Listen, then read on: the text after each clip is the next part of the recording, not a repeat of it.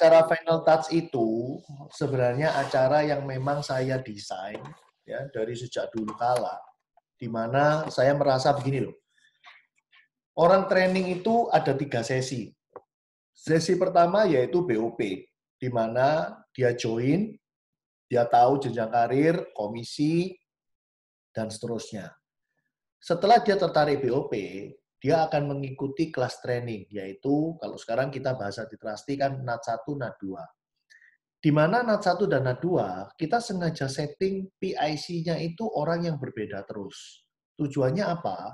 Supaya Anda sebagai agent itu benar-benar dapat lengkap. Walaupun materi slide sudah disiapkan, tapi kalau yang membawakannya berbeda, bisa juga berbeda rasa gitu.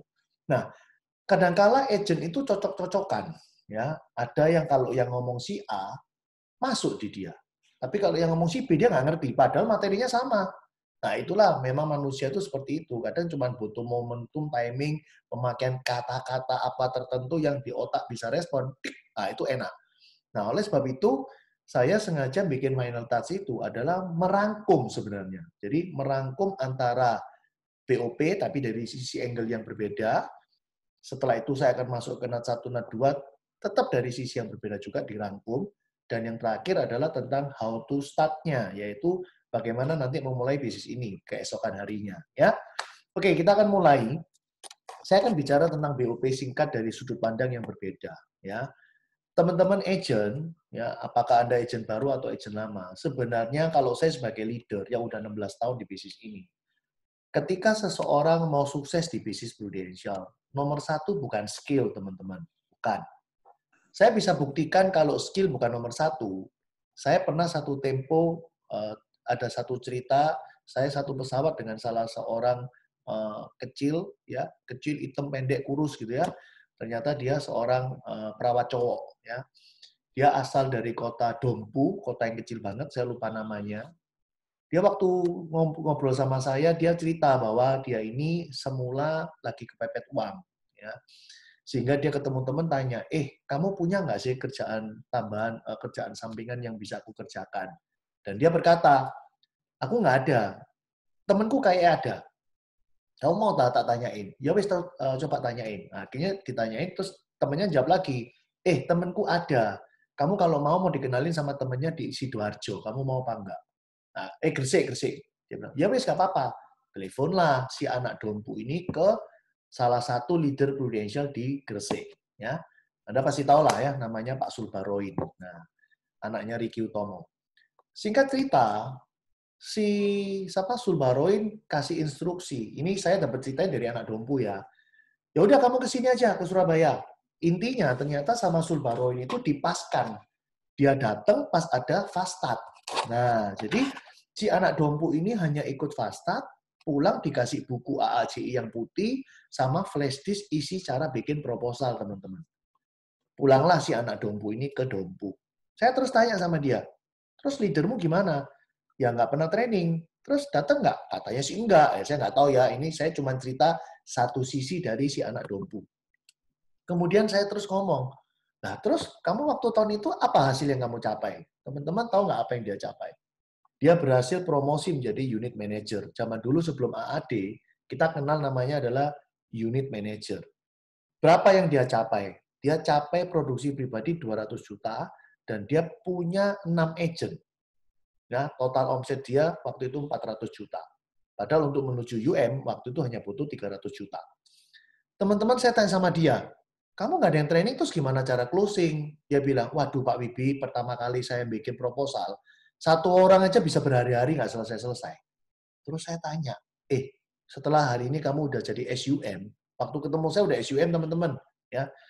Itu gimana proposalnya orang-orang itu? Bener semua nggak yang kamu bikinin? Aduh Pak, jujur aja kalau kita mau nilai lagi, salah semua Pak, saya sampai nyesel.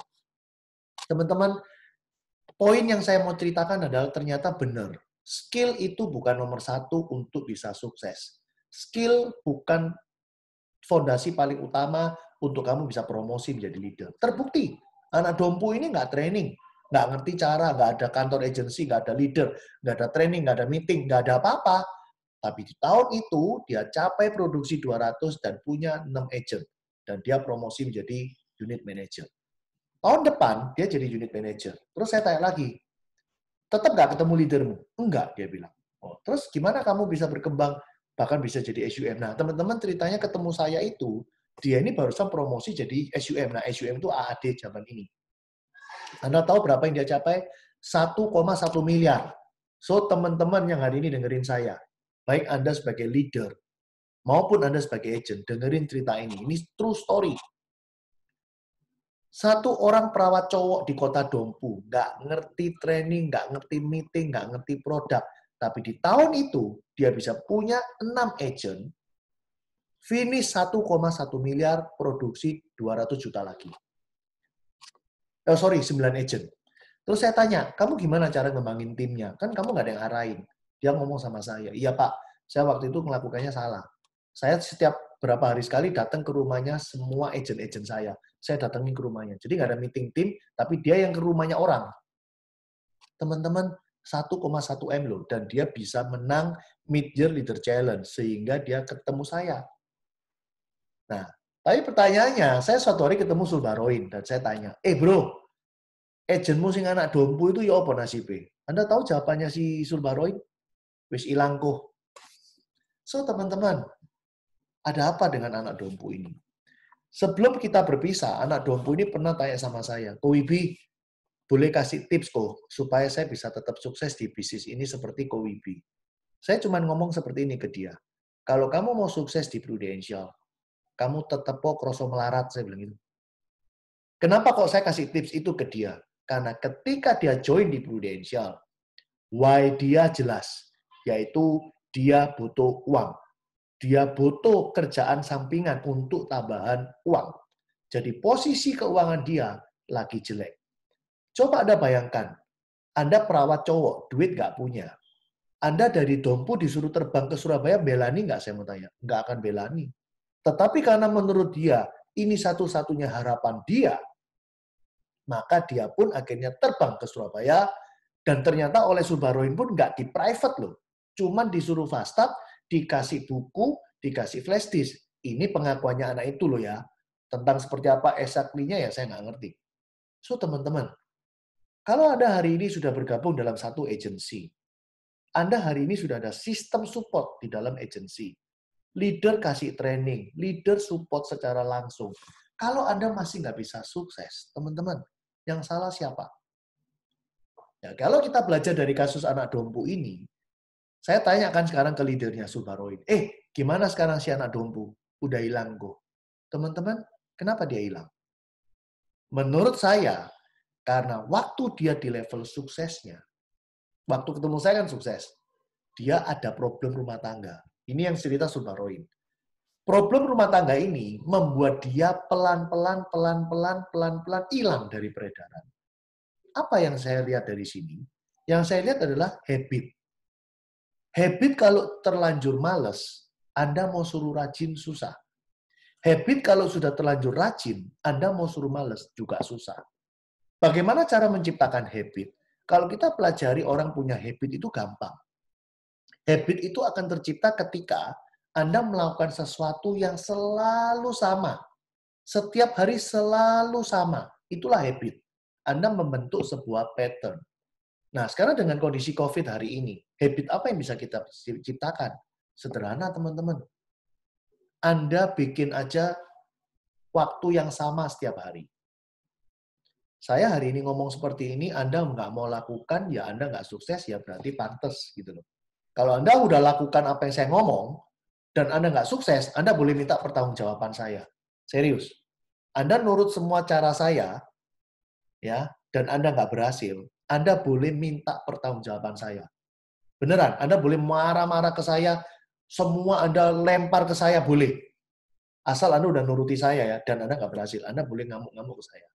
Karena saya jamin, kalau Anda mau nurut, Anda pasti berhasil. So, langkah pertama, teman-teman, ya, ketika Anda mau sukses di bisnis ini, temukan dulu alasan yang benar-benar pas. Kenapa sih Anda harus ketemu Prudential? Itu dulu. Percuma, saya cerita tunjukin Anda income 1 miliar. Anda lo tahu sendiri di Prudential banyak yang 1 miliar, tapi kenapa Anda nggak lari? Karena Anda nggak menemukan alasan yang tepat. So, temukan dulu. Bagaimana cara menemukan? Gampang, saya ajari ya. Teman-teman, coba ditulis di kertas. Nanti kan setelah acara Anda bisa review ulang dan Anda lakukan apa yang saya instruksikan. Ya, apa yang bisa Anda renungkan nanti? Ya, salah satu dari dua ini coba Anda renungkan nanti ya. Yang pertama, kalau hari ini kondisi keuanganmu lagi nggak bagus, ya, atau mungkin kamu keuangan bagus tapi nggak punya waktu yang enak untuk keluarga, mungkin kesiksa, kok hidup buat kerja terus nggak pernah berhenti. Kalau tiba-tiba dut terus gimana? Kayak lagunya Ronan Keating kan, If Tomorrow Never Comes. Buat apa hidup kerja terus dut mati, nggak menikmati. Saya nggak mau kayak gitu teman-teman. So kalau Anda hari ini dalam kondisi yang tidak nyaman seperti itu, bagaimana supaya Anda bisa melihat Prudential sebagai solusi dan Anda akan bekerja dengan luar biasa. Satu, pola pikirnya. Kalau Anda tetap seperti ini, tidak ada perubahan, 3 tahun atau 5 tahun dari hari ini, bagaimana nasibmu? Kalau kamu cuma lihat nasibmu, kamu akan excuse, nggak masalah, tak ladeni. Aku jalani hidupku. Karena kamu bicara tentang dirimu. Coba dilihat anakmu, istrimu, suamimu, mamamu, papamu, itu lihatan. Apakah kehidupan yang seperti ini yang akan kamu berikan ke mereka? Kalau kamu cinta sama orang tuamu, misalkan orang tuamu adalah bebanmu, orang tuamu adalah tanggung jawabmu. So, kamu bisa lihat gitu loh. Kalau ada apa-apa sama mama, sama papa, lu kayak apa? Apakah cuman give up? Sorry ya ma, sorry ya pak. Oh nggak bisa kasih lu apa-apa. Oh nggak bisa ngobati lu. Apakah itu yang akan kamu sampaikan? Coba lihat wajah-wajah anakmu yang imut-imut, yang lucu-lucu, cantik-cantik, ganteng-ganteng. Coba Anda searching, Anda browsing. Teman-teman, yang namanya YouTube, googling, itu sudah semua anak SD pun bisa masuk. Bukankah mereka juga bisa lihat sekolah di luar itu yang bagus apa? Mereka tahu. Zaman sekarang siapa nggak pakai medsos? Mereka bisa lihat mata dunia itu kelihatan semua dari Instagram.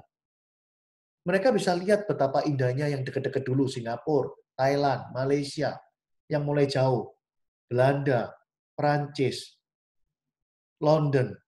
Teman-teman, kalau mereka tiba-tiba kepingin ngomong, "Pah, Mah, kapan-kapan jalan-jalan yuk." Kamu mau jawab apa? Nah, ini sebenarnya adalah permainan self-talk. Nanti ya, Anda berkata sendiri, Anda mikirin sendiri. Bukan tentang dirimu. Kalau tentang dirimu gampang, teman-teman. Sama kayak dulu saya pernah cerita. Kenapa waktu saya dulu dibikin bangkrut tahun 2002-2003, saya kenapa pernah waktu itu ngamuk-ngamuk sama Tuhan saya? Saya ngomong apa waktu ngamuk? Kenapa Tuhan jahat sama saya? Kenapa tunggu saya merit? Kenapa tunggu saya cicil rumah, cicil mobil, punya anak, dan saya hari ini nggak punya income, nggak punya bisnis? Coba saya masih sendiri, loh, ya toh? Apa maksudnya? Coba saya masih sendiri. It's okay, nggak masalah. Teman-teman, kalau kita hanya melihat kacamata di diri kita, hidup susah pun Anda berani jalani. Cobalah untuk mikirkan bagaimana tentang anak-anakmu, istrimu, suamimu, papa, mamamu. Hidup yang standar pun itu butuh uang yang banyak. Kalau Anda tidak berubah seperti ini, apa yang terjadi 3 tahun, 5 tahun hari ini? Nah, itu Anda pikir. Itu yang pertama. Oke, so saya gerakkan Anda dari sebuah kekhawatiran. Ya. Yang kedua adalah dari reward-nya. Teman-teman, ada beberapa kan sudah sering ikut BOP saya. Ya, saya sengaja suruh anak saya bikinin piramida tentang kalau saya punya adik 2 orang, kemudian adik generasi 1 saya nelorin 2 adik, maka saya punya 4 adik generasi 2. Kalau nelorin 2-2, saya punya 8 cicit, 16 buyut, kayak gitu loh. Akhirnya anak saya jadi mikir sendiri gitu loh. Anak saya yang cewek ini udah mau kuliah. Dan dia nggak terlalu care gitu loh terhadap bisnis Prudential saya sebenarnya. Gara-gara saya sengaja bikin seperti ini. Dia mau nggak mau akhirnya jadi tahu bahwa ternyata bisnis papanya ini bisnis gede. Ini duit-duit nggak main-main gitu. Kalau kita bisnis di luar aja, belum tentu bisa seperti ini.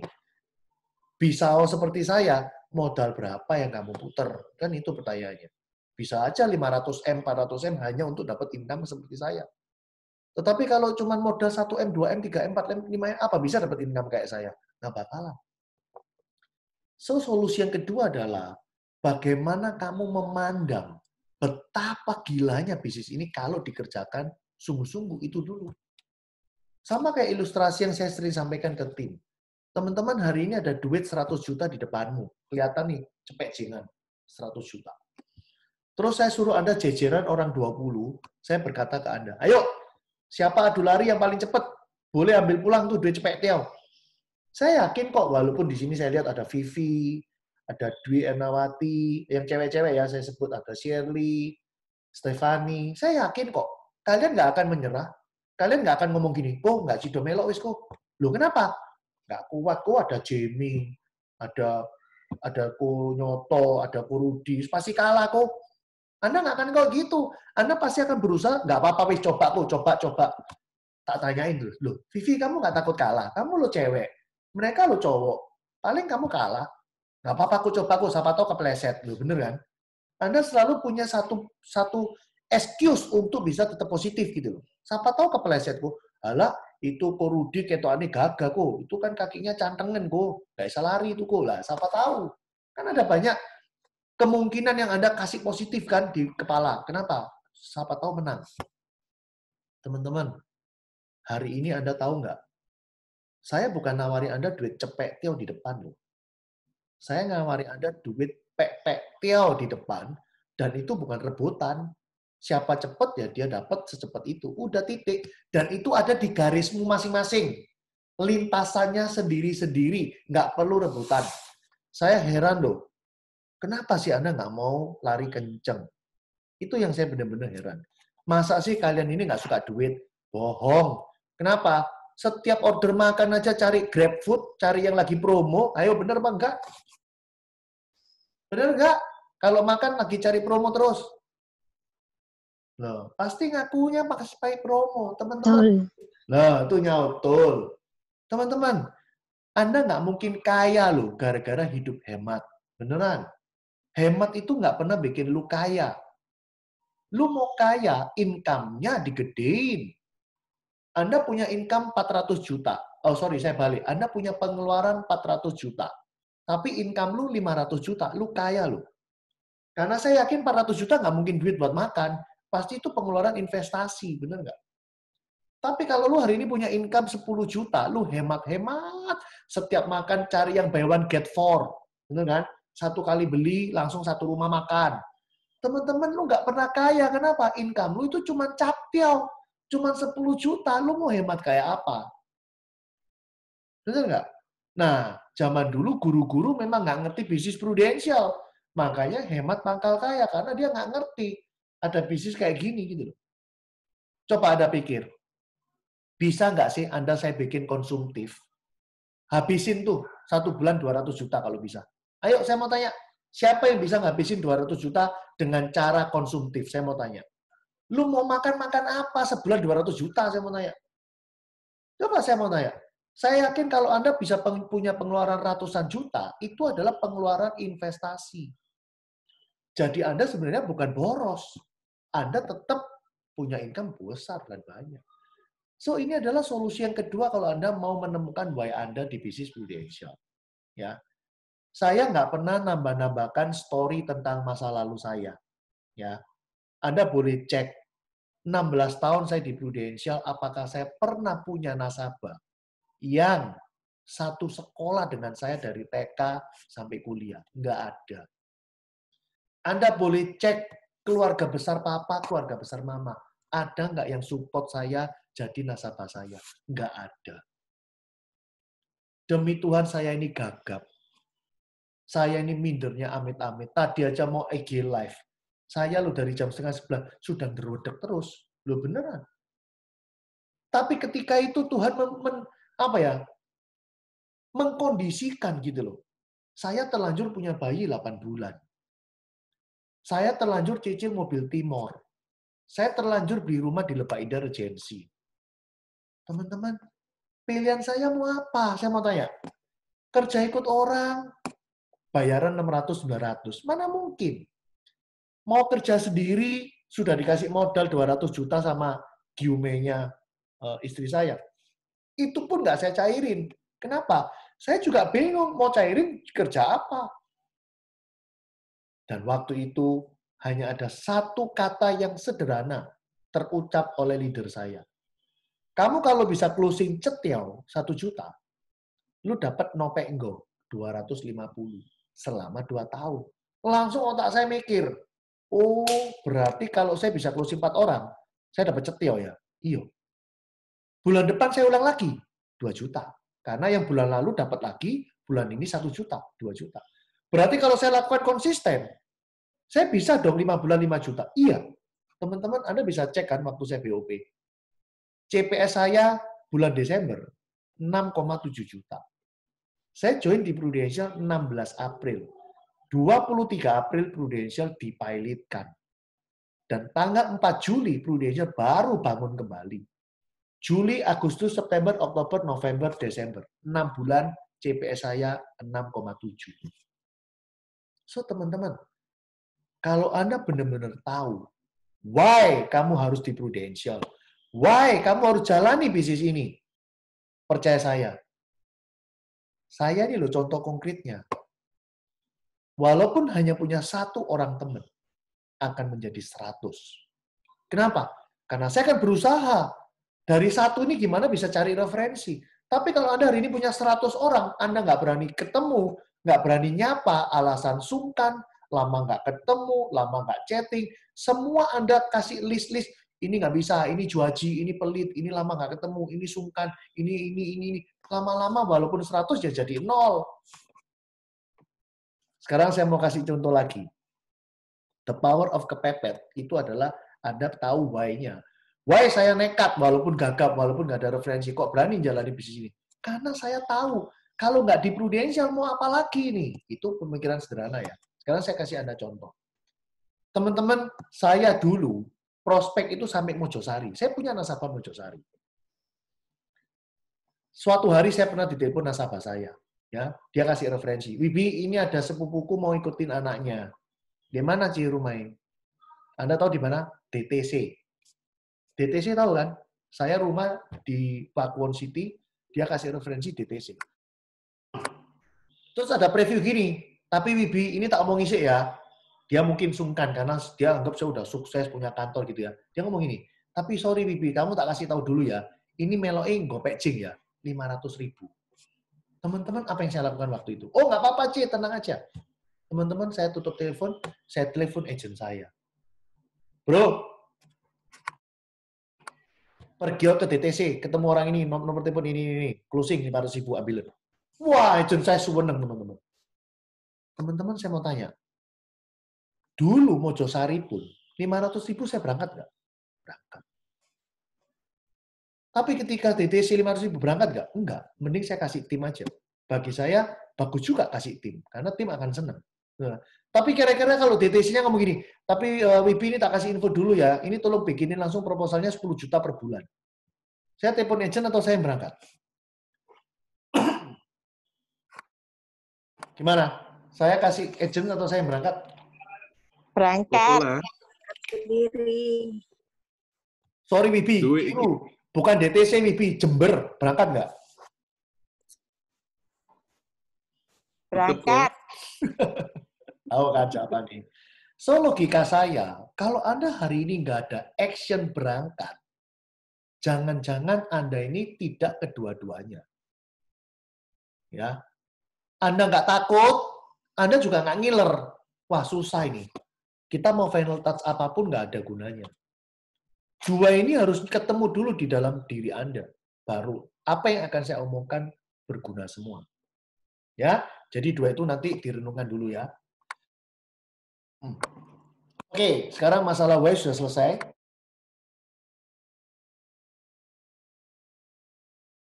Saya kebanyakan Zoom, suara saya lama-lama habis. Oke, sekarang saya mau masuk ke produk.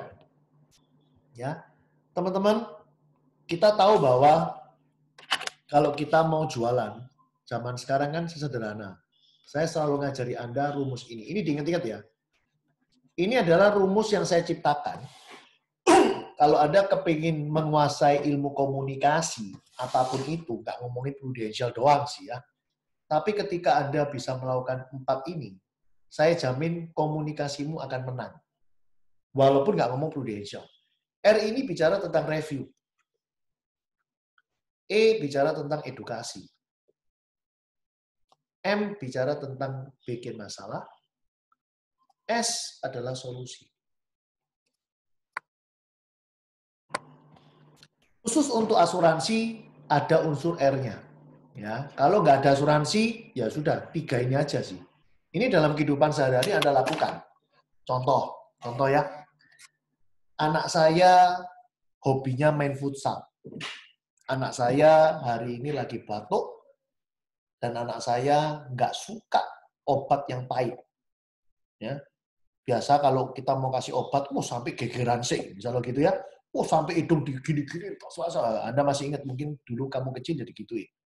Nah, teman-teman, kalau Anda menguasai ilmu komunikasi ini, lihat ya, seorang papa yang hebat, dia akan melakukan EMS ini dengan urut. Dia akan mulai ngomong gini, contoh ya, gini loh nak, orang kalau sakit batuk, nggak dikasih obat, bisa aja sembuh. Tapi lama masa inkubasinya. Mungkin butuh 2 minggu, 3 minggu. Kalau lu sehat, fit, lu akan sembuh sendiri. Itu edukasi. Betul ya? Bikin masalah gini. Nah, masalahnya, kan kamu hari Sabtu besok mau futsal. Kalau kamu lagi batuk, kasihan teman-temanmu, ketularan semua. Terus kalau mereka ketularan, mereka marah, gimana sama lu? Lu nggak malu? Gimana kalau teman-teman marah gara-gara kamu tuh lari? Bikin masalah kan? Kemudian kasih solusi. Nah, kalau kamu mau Sabtu ini tetap futsal, kamu harus minum ini. Karena papa jamin, habis minum ini, 2 hari lagi sembuh. Sabtu bisa futsal. Teman-teman, perlu nggak gegeran sama anak ini untuk minum obat? Kalau futsal itu begitu penting, dia akan minum obat. Kalau nggak futsal pun nggak PTN, kalau nggak futsal pun nggak masalah, dia nggak minum obat ini. Anda nangkep nggak maksud saya? So, demikian pula dengan asuransi, dengan proteksi Anda mau jual ke calon klien. Kalau masalah yang kamu timbulkan buat dia nggak masalah, maka solusi yang kamu berikan pun tidak akan pernah closing. Paham maksud saya? Saya ulang.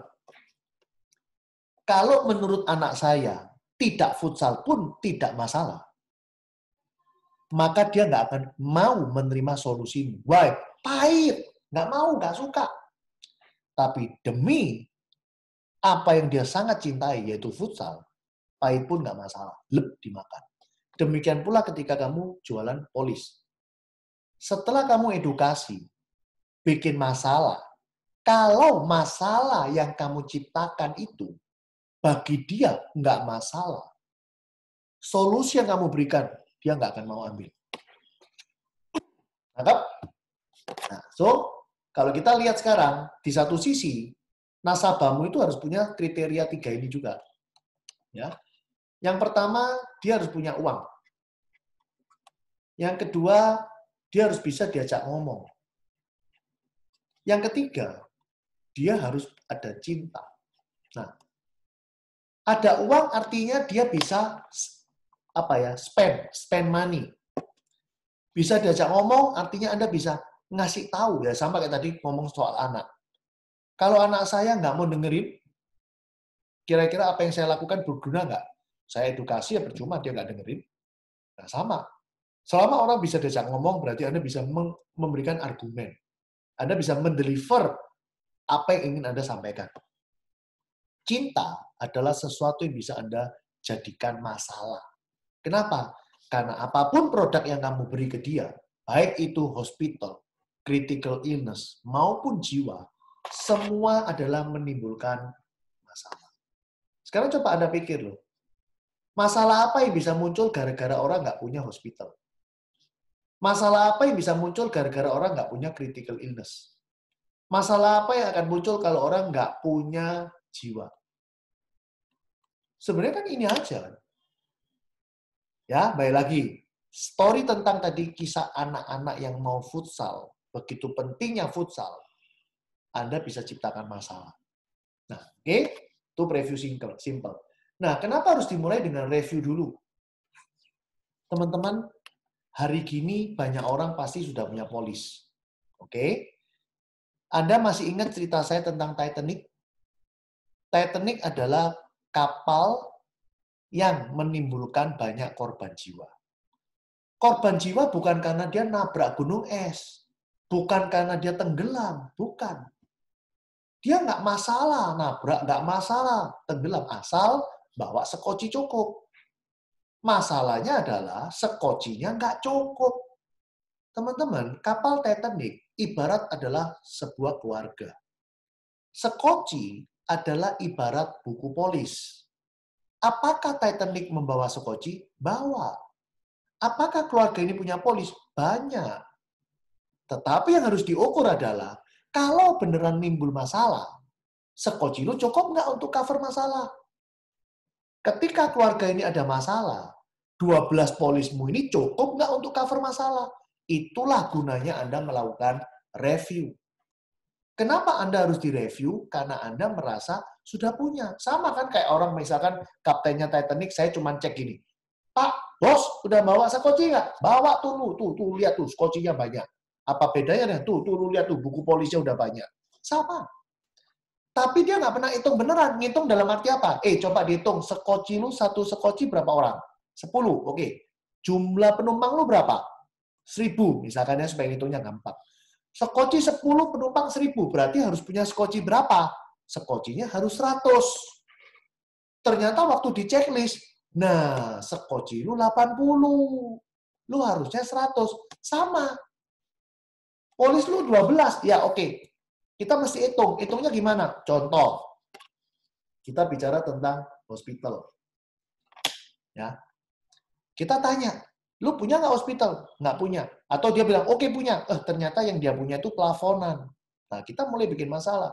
Coba aku kasih contoh. Ada orang kena cancer. Menurut lu, kemoterapi, radioterapi, hormon terapi, imunoterapi, menurut lu habis berapa? Nah, tuh lihat tuh, punya lu segini loh plafonnya. Nah, contoh kayak gitu. Atau misalkan kita bicara tentang critical illness. Masalah apa yang bisa kita ciptain? Kita ngomong, lu kan jadi karyawan kan? Betul, oke. Ya. Lu tiap bulan gajian berapa? Aku sih gajian 20 juta, oke. Lu pernah tahu nggak ada temen lu sesama karyawan, tiba-tiba kena stroke atau kena cancer.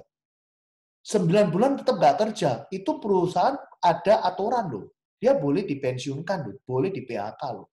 Menurut lu kalau udah di PHK kayak gitu, dia tetap digaji nggak? Mulai mikir ya, enggak. Terus kalau nggak digaji gimana kehidupan dia? Padahal selama ini keluarga ngandalin gaji dia.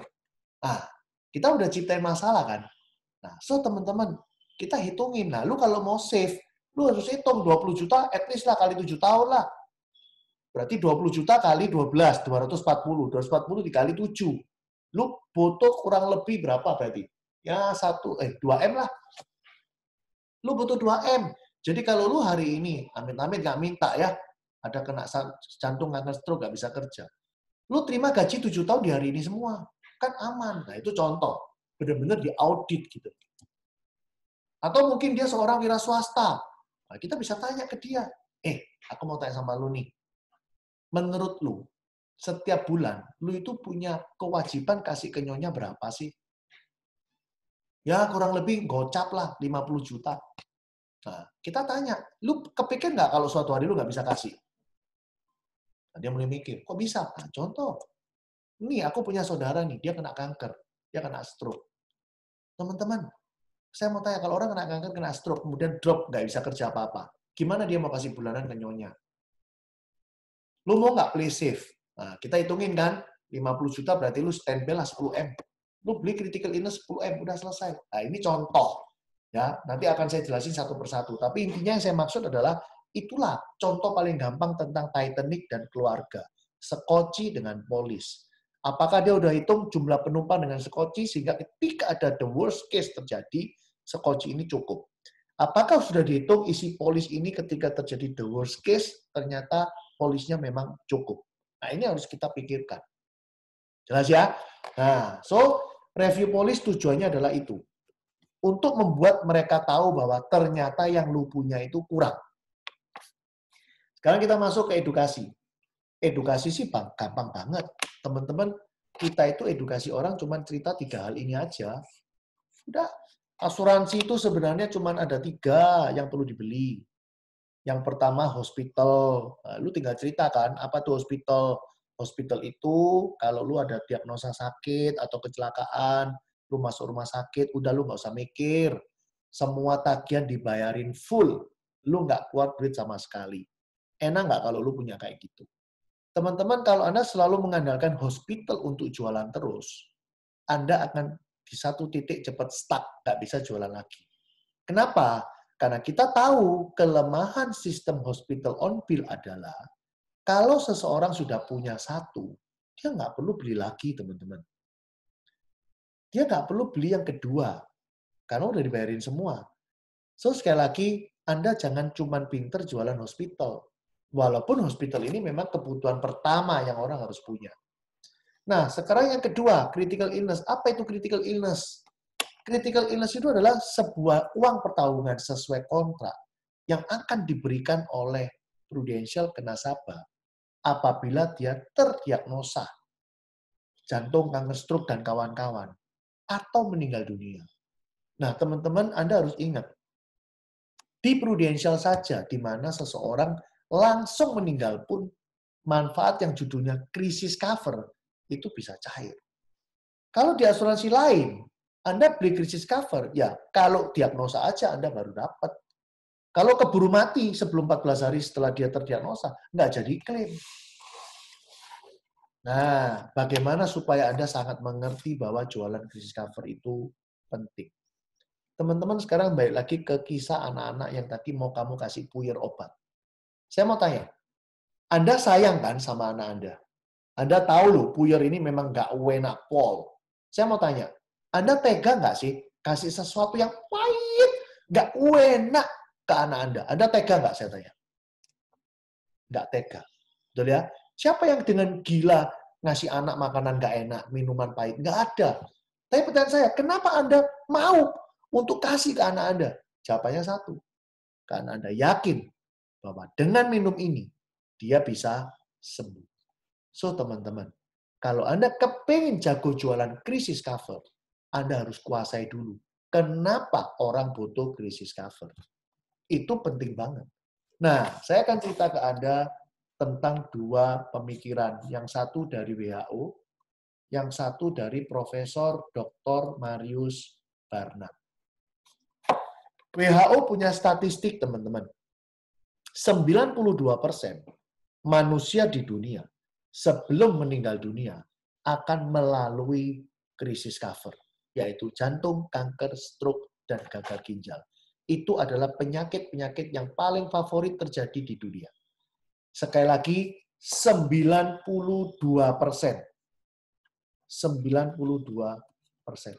Jadi kalau boleh diomong di buletin 90 aja, kita hari ini jejer berdiri 1, 2, 3, 4, 5, 6, 7, 8, 9, 10.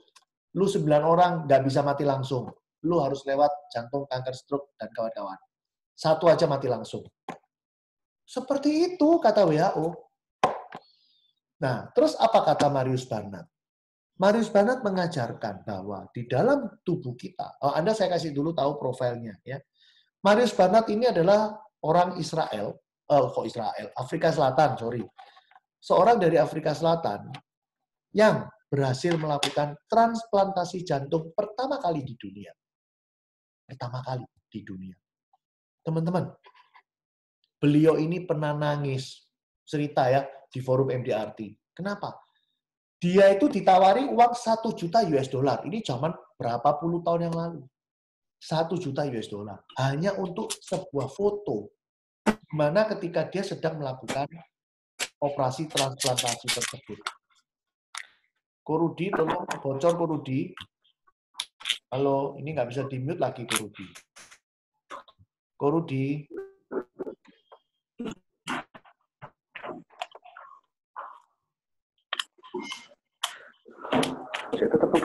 Halo Korudi.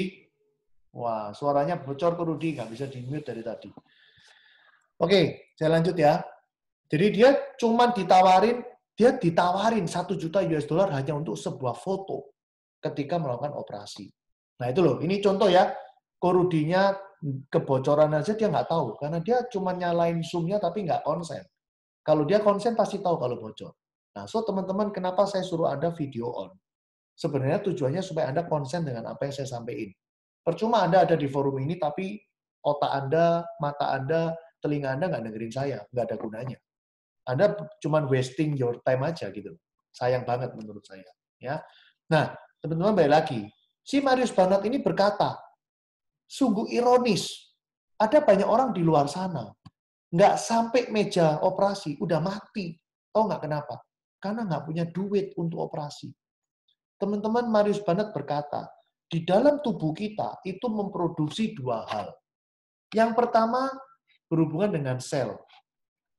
Yang kedua, berhubungan dengan pembuluh darah. Yang berhubungan dengan sel, kita memproduksi kanker. Yang berhubungan dengan pembuluh darah, kita memproduksi etioklorosis. Etioklorosis lah yang mengakibatkan orang bisa kena serangan jantung dan kena stroke. Kemudian beliau berkata, di dalam video itu di forum MDRT, resiko orang kena kanker adalah 1 dari 3. Resiko orang kena jantung adalah 1 dari 4 untuk cowok. Cewek 1 dari 5. Dan untuk stroke, kata beliau 8 dari 100. Teman-teman, ini yang ngomong Marius Barnard. Beberapa puluh tahun yang silam. Bad news-nya adalah, Indonesia kalau Anda cek, penyakit nomor 1 di Indonesia yang menyebabkan kematian, bukan lagi kanker, bukan lagi jantung, tapi stroke. Silent killer, teman-teman. Ya, so teman-teman coba kalau Anda lihat apa yang dikatakan oleh Marius Barnard dan apa yang dikatakan oleh WHO ternyata klop. That's why 92% manusia nggak gampang mau mati langsung. Lu harus melewati jantung, kanker, stroke dan kawan-kawan. Nah, sekarang pertanyaannya adalah bagaimana kalau itu beneran terjadi di kita? Bikin masalah. Dan kita akan kasih solusi setelah itu. Apa solusinya? Bisa CCB, bisa PCB. Dan nanti di paling terakhir saya akan kasih Anda tahu. Oh, kalau gini PPH, kalau gini PSS, kalau gini PGB, kalau gini PCB, kalau gini CCB. Semua akan clear nanti di slide paling terakhir. Ya, jadi udah nggak pusing lagi. Kok ibu saya bingung ini mau jualan yang mana? Anda akan jadi clear semuanya. Ya, nah teman-teman, kalau knowledge tentang krisis cover udah jelas, maka Anda akan punya feel yang sangat kuat untuk bisa memberitahu ke orang-orang yang Anda peduli bahwa memiliki CCB itu sangatlah penting. Ya. Nah, kemudian yang ketiga, edukasi tentang jiwa. Jiwa itu apa? Teman-teman, kalau zaman dulu ya, bicara jiwa itu cuma ngomongin mati. Itu udah kuno, teman-teman. Zaman hari ini kalau kita beli life cover, tujuannya bukan cuma cover untuk mati. Nah, ini yang harus Anda tahu. Ya, memang kalau diedukasikan cuma ngomong simple. Life itu ya mati keluar klaim, itu kan. Tetapi fungsinya apa? Anda tahu nggak life itu fungsinya apa? Teman-teman, life itu fungsinya sebagai warisan. Nah, sekarang saya kasih tahu Anda. Warisan itu gunanya apa aja? Ya. Yang pertama, kalau kita kepingin beli sesuatu, cari yang murah atau cari yang mahal? Cari yang murah atau cari yang mahal? Ayo. Murah. Murah. Bahkan kalau kita bicara jiwanya di Prudential, murahnya ditambahi. Murahnya murah bingit. Maksudnya murah banget gitu ya. Contoh aja ya, ini contoh. Kalau saya kemarin beli umur sesaya 5 miliar warisan, saya hanya bayar 3 juta teman-teman setiap bulan. Coba Anda pikir. Kalau saya bicara ini adalah warisan, boleh dong saya anggap ini sebagai aset keluarga saya. Kalau saya bicara aset keluarga saya, mungkin di luar sana lebih gampang diibaratkan sebuah properti. Kalau saya beli properti senilai 5 miliar, saya kontak bank untuk cover kredit saya, maka cicilan saya adalah sekitar 50 juta setiap bulan. Saya cicil 15 kali. Coba Anda perhatikan angkanya. Ini 3 juta, ini 50 juta. Kalau saya rubah 3 saya ganti 50, maka ini sebesar berapa kali? 16 kali. Maka kalau 5M saya kali 16, hasilnya adalah 80 miliar.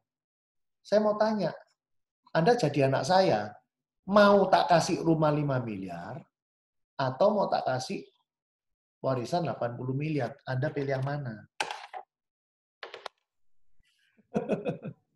Dua-duanya kok.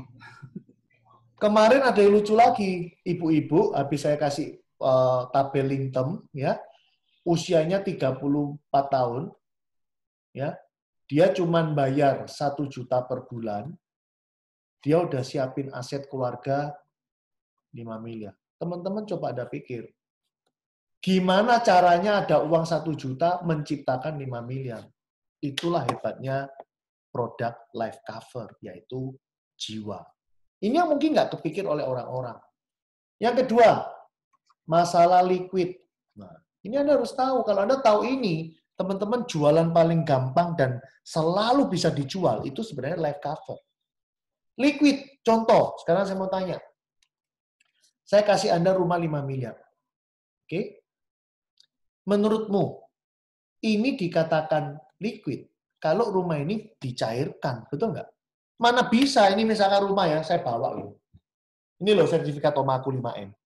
Apa? Bayar uang pangkal, piro? Ini tak suweno titik ya, tak sobek titik kata sih. Nah, ini cocok iki uang pangkal. Kan nggak mungkin. Tentu rumah ini harus dijual. Betul? Masalahnya apakah dijual segampang itu? Coba Anda pikir aja. Jual kalau sesuai market, gak laku-laku. Waduh, terpaksa turun lagi. Udah gitu butuh bantuan marketing lagi. Potong lagi marketing. Aduh, teman-teman, jualnya susah. Sekarang saya mau tanya, kalau sama-sama bicara warisan, walaupun ini ngomong 80 miliar, begitu benar-benar mengalami debt, langsung cair nggak? Cair. Sangat liquid. Semua beneficiary, semua penerima manfaat, kalau saya suruh milih, kamu tak suruh milih rumah 20M atau cash 20M. Semua orang pasti akan berkata cash 20M. Nomor 3, masalah sengketa. Tadi saya ngomong, waktu mau dijual nggak liquid. Teman-teman, Anda mikir nggak? Sengketa ada hubungannya sama ini. Lah kalau orang ini anaknya ada 4, kemudian salah satu anak nggak mau dijual, apakah rumah itu bisa dijual? Nggak bisa. Kalau salah satu anak nggak setuju dengan angka yang dijual, apakah bisa transaksi? Nggak bisa. Ini masih ngomong waktu jual. Ada lagi sengketa yang lain, teman-teman. Berlaku surut.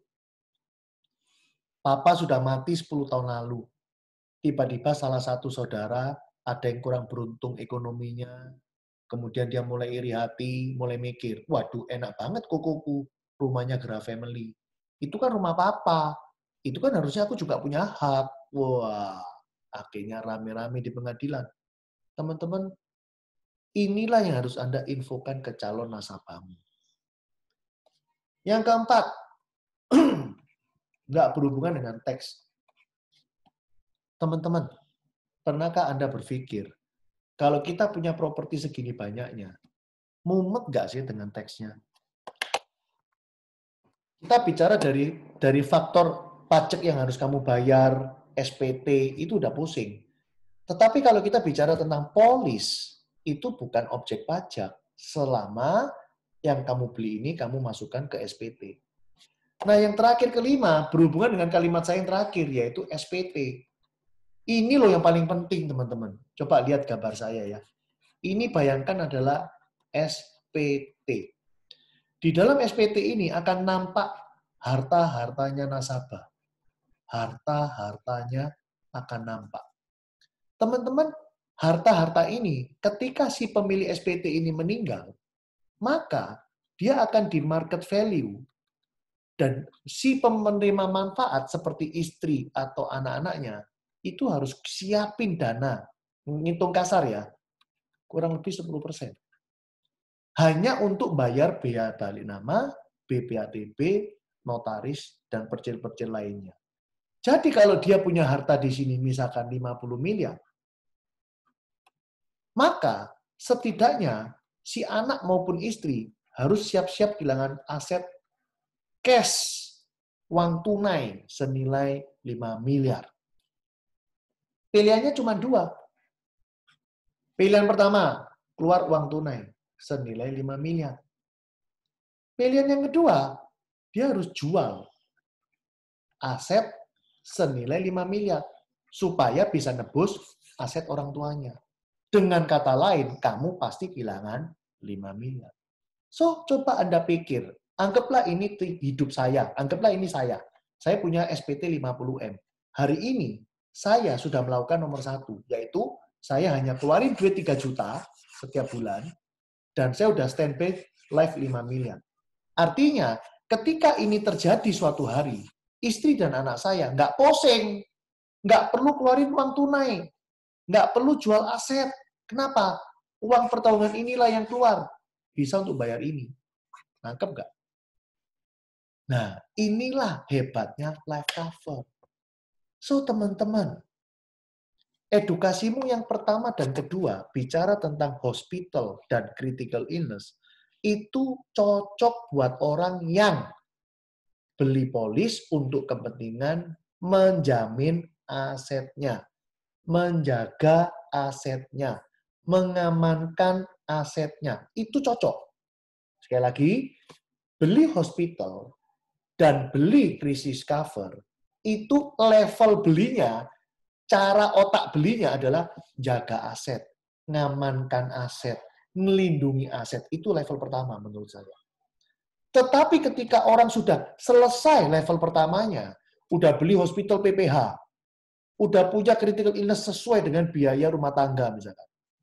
Atau mungkin dia passive income, nggak butuh dong krisis cover. Ngapain?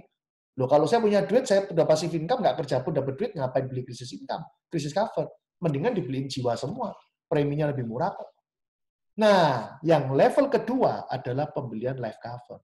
Life cover ini bukan beli untuk jaga aset tok, tapi untuk bikin Anda menjadi lebih kaya. Sekali lagi, bikin Anda lebih kaya. Kok bisa lebih kaya? Ya, coba Anda pikir. Nih, balik lagi ke tulisan ini. Ya, kalau saya punya kemampuan spend uang 50 juta, saya beliin rumah 5 miliar, nah kalau saya sungguhan bisa keluar uang segini, kenapa nggak beli ini aja? Bisa jadi 80 miliar loh, nggak main-main. Pertanyaannya justru asuransi mau nggak terima lu beli 80M? Karena lu harus buktiin aset lu 250M. Teman-teman, kalau Anda beli, untuk saat ini ya, Anda beli manfaat uang pertabungan lebih dari 18 miliar, Anda harus bisa buktiin aset Anda 3 kali lebih gede. Supaya nggak terjadi money laundry, supaya value-mu sebagai pembeli itu pantas untuk beli. Nah, kalau Anda nggak punya duit tapi beli 80 miliar, setelah itu tahun depan Anda mati bunuh diri, lama setengah bunuh diri. Tetapi kalau orang kaya kan nggak mungkin mau bunuh diri. Nah, itulah sebabnya kenapa kalau beli uang pertabungan sangat besar, Anda harus bisa membuktikan bahwa asetmu juga banyak. Ya, jadi sekali lagi, saya simpulkan. Pembelian pertama untuk beli hospital dan critical illness, tujuannya adalah mengamankan, menjaga, menggaransi apa? Asetmu. Tetapi level kedua, ketika orang beli life cover, bukan bicara lagi mengamankan, levelnya udah nggak di level 1. Levelnya udah mikir bagaimana kaya lebih kaya. Bagaimana cara mendistribusikan kekayaan. Kok bisa mendistribusikan? Ya, Anda tadi kan tahu resiko sengketa. Bayangkan kalau saya punya 3 anak. Langsung aja saya kepingin kasih warisan berapa? 20M. Ya udah beli aja 60M. 20M, 20M, 20M. Selesai. Nggak ada yang diributin. Mati langsung anak semua tenang pegang duit. Kan ini cara mendistribusikan kekayaan, yaitu lewat polis.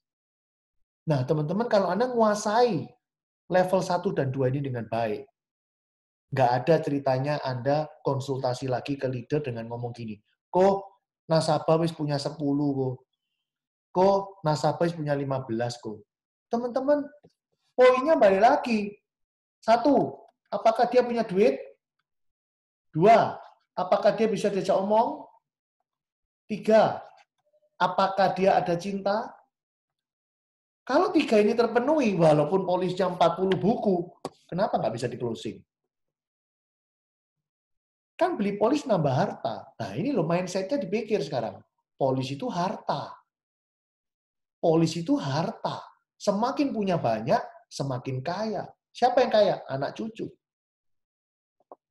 Kalau Anda ngomong, loh kok masa beli polis terus? Ya saya mau tanya sekarang.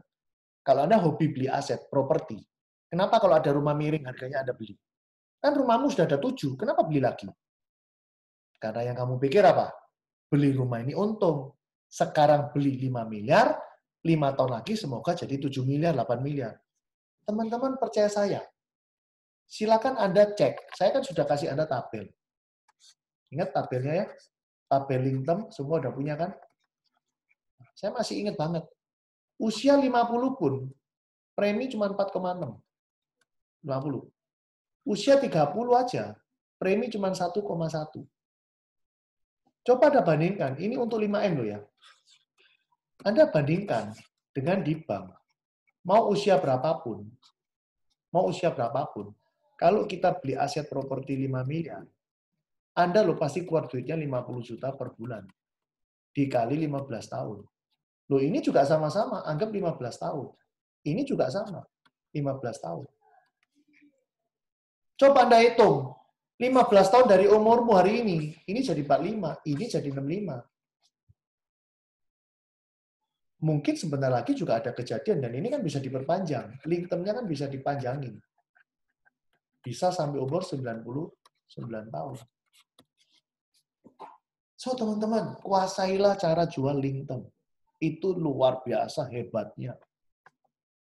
Sekali lagi, level pertama hanya untuk ngamankan, level kedua untuk kaya lebih kaya. Ya, jelas ya? Ini dari tadi masih level di edukasi, teman-teman. Nah, sekarang bagaimana cara menciptakan masalah? Ya. Sorry, udah sampai masalah. Tadi kan saya udah bahas tentang masalah HS barusan. Kemudian saya juga tadi udah bahas tentang critical illness yang Marius Barnard. Ya. Kemudian yang left cover, saya juga udah kasih Anda. Yaitu apa? Yang barusan ini. Ini adalah masalah semua. Nah, sekarang kita lagi bingung kan, mau jual yang mana gitu kan? Sementara kalau kita gambar garis ini yang Anda sudah pelajari di training, ini ada hospital, ini ada critical illness, ini ada jiwa. HS pun dibagi 2, ada PPH, ada PSS. Critical cover juga ada 2, ada CCB, ada PCB. Linktem jiwa pun ada 2, satu Linktem, satunya Prucinta. Semua lagi bingung, kok Wibi bingung nih. Ini kalau jualan gimana cara ngomongnya? Nih, perhatiin ya. Sekarang saya kasih Anda kesimpulannya supaya Anda jadi paham. Yuk, perhatiin ya. Nah, teman-teman, ini hasil kita merangkum bersama-sama dengan leader-leader senior yang saya yakini cara berpikirnya udah pinter. Ya. Fokus yang mau saya sampaikan adalah bagaimana atau kapan jualan PPH, kapan jualan PSS.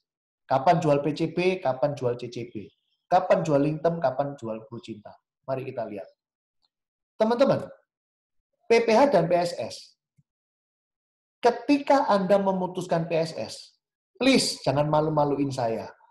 Beli bukan karena siapa lebih murah. Itu udah konyol. PSS dibeli orang semata-mata karena satu alasan kuat, yaitu nggak suka unit link. Selama nasabahmu bisa dikasih pengertian unit link dan mau menerima unit link, percaya saya, unit link jauh lebih bagus PPH-nya. Kok bisa, Ko Wibi? Buktikannya kayak apa? Teman-teman, kita udah buktiin. Nih, saya kasih contoh ya. Kita udah buktiin caranya begini. Oke. Anda kan sudah saya kasih juga tabelnya PSS. Ini saya kasih contoh tabelnya PSS. Contoh umur 30, 31, 32, terus let's say 45, 15 tahun lah misalkan. Kan tabel preminya udah ada kan? Ini misalkan contohnya apple to apple ya, misalkan Bronze B musuh bronze B, atau silver B musuh silver B. Sama lah, apple to apple. Yang satu adalah PGB, yang isinya adalah PPH. Teman-teman, kalau kita misalkan start 30, di sini juga 30. Premi yang terbentuk di sini, awal premi, kalau kamu bandingkan dengan premi yang di sini, pasti lebih murah yang di sini. Kenapa? Karena premi di sini setiap ditaruh hilang, ditaruh angus. Tetapi premi yang di sini ketika ditaruh itu sebenarnya ada alokasi untuk pembentukan nilai tunai, walaupun tidak ada premi saver. Walaupun tidak ada premi saver. Kenapa? Coba Anda hitung aja. Kan premi berkala tahun pertama kedua akuisisi 70%. Tapi mulai tahun 3, 4, 5 kan sudah tinggal 20% yang diakuisisi. Dan tahun ke-6 sudah kembali full. Berarti ada pembentukan nilai tunai. Nah, teman-teman, kita sudah eksperimen. Dengan asumsi premi-premi ini 15 tahun kita jumlah, hasilnya sekian, kita bandingkan dengan premi yang kita buang di sini sampai umur 45 juga. Oke, premi yang sudah kita buang, kita kurangi dengan nilai tunai asumsi fixed fund 7%. Itu hasil akhirnya ini dibandingkan ini masih lebih hemat ini. Itu sudah pasti. Loh, kok Wibi, kenapa kok dipotong dengan nilai tunai fixed fund 7%? Teman-teman, kalau kita menggunakan unit link pakai fixed fund 7%, itu sangat achievable. Pasti bisa nyampe. Kenapa? Walaupun deviasi pun, deviasinya nggak akan banyak, paling meleset 10-20%. Kenapa? Coba Anda pakai logik.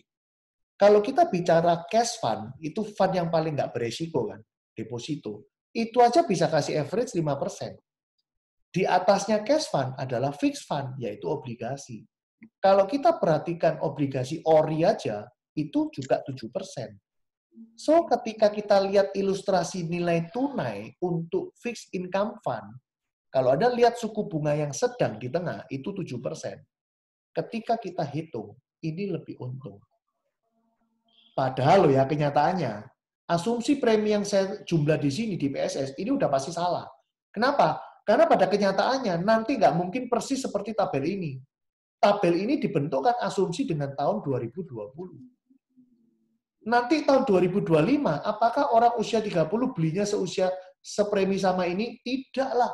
Mungkin bisa berubah. Itulah yang terjadi. Jadi kalau kita pakai asumsi ini aja, ini tetap lebih untung. Jadi kesimpulannya, balik lagi. Ketika orang memutuskan beli PSS, teman-teman, please, bukan karena lebih murah. Karena ketika Anda beli PSS, nggak mungkin dong Anda beli untuk jangka pendek. Tetapi Anda beli hospital, pasti kepinginnya di cover lama toh. 8 tahun, 10 tahun, 15 tahun, dan seterusnya. Dan kita sudah hitung secara jangka panjang, lebih menguntungkan PPH di PGB. Tetapi beda cerita kalau Anda beli PSS untuk short term.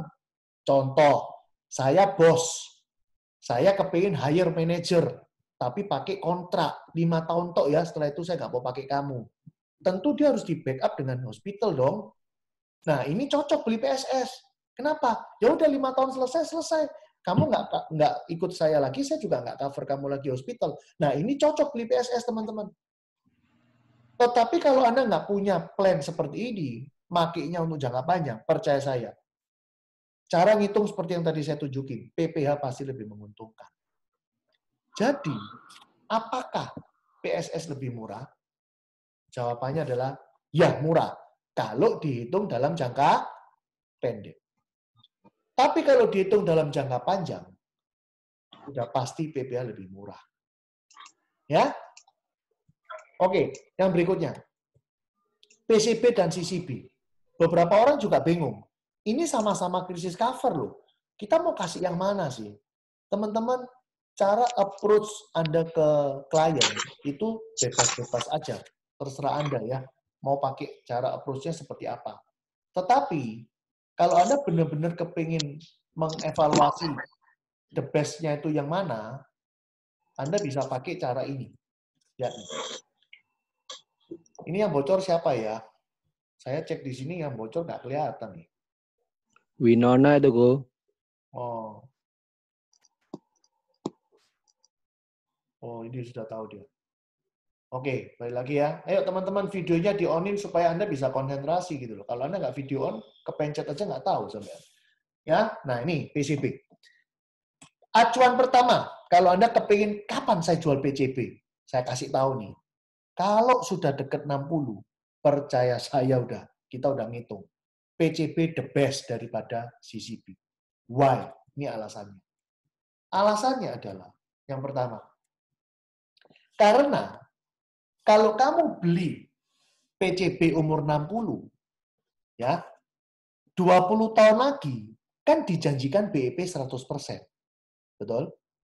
Kita udah coba setting, teman-teman. Kalau kamu menggunakan fixed fund, jadi gini, saya ulangi dulu. Fund ada 4 yang dominan ya. Cash fund, fixed fund, managed fund, equity fund. Kita nggak usah bahas equity fund, karena tingkat akurasinya rendah. Betul ya?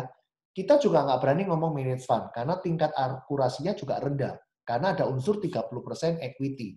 Kalau kita mau akurasi yang akurat, kalau pesimis, ya udah cash fund, 5% pasti nyampe. Kalau Anda ada optimis dikit, ya nggak kepingin 5%, naikin 7%, itu beli fixed fund. Nah, teman-teman, kalau kita hitung, contoh nih, ada orang kepingin beli krisis cover 5 miliar. Yang satu kamu bukain PCB, yang satu kamu bukain CCB. Contoh ya, saya tulis aja, biar nggak bingung. Nah, ini ya. Contoh. Ada orang kepingin beli 5 miliar. Yang satu belinya pakai PCB. Yang satu belinya pakai CCB di PGB. Nah, ini kan ketemu premi nih. Contoh, ini ngawur ya. Contoh preminya 100 juta. Ini ngawur ya. Ngawur, 100 juta per tahun. Nah, di CCB ini, kalau kita kepengen nyeting supaya nanti, ini kan umur 60 misalkan. Supaya nanti umur 80 bisa BEP, teman-teman. Maka komposisi premi kita, ini premi ya. Premi kan dibagi 2, atas dan bawah. Premi yang di saver ini, savernya, ini harus besar banget. Sehingga total preminya harus tinggi. Akhirnya kalah murah sama PCB. PCB pasti lebih murah. Nah, PCB sendiri bayarnya cuma 5 tahun kan? 5 tahun. Dan dia dijanjikan umur 80, udah pasti BEP. So, dari sisi premi, PCB udah murah. Dari sisi kepastian BEP, PCB juga pasti benar. Lebih hebatnya lagi, teman-teman, Anda harus ingat, CCB itu maksimal bisa cover 85. Sedangkan PCB ketika 88 tahun, apa yang terjadi?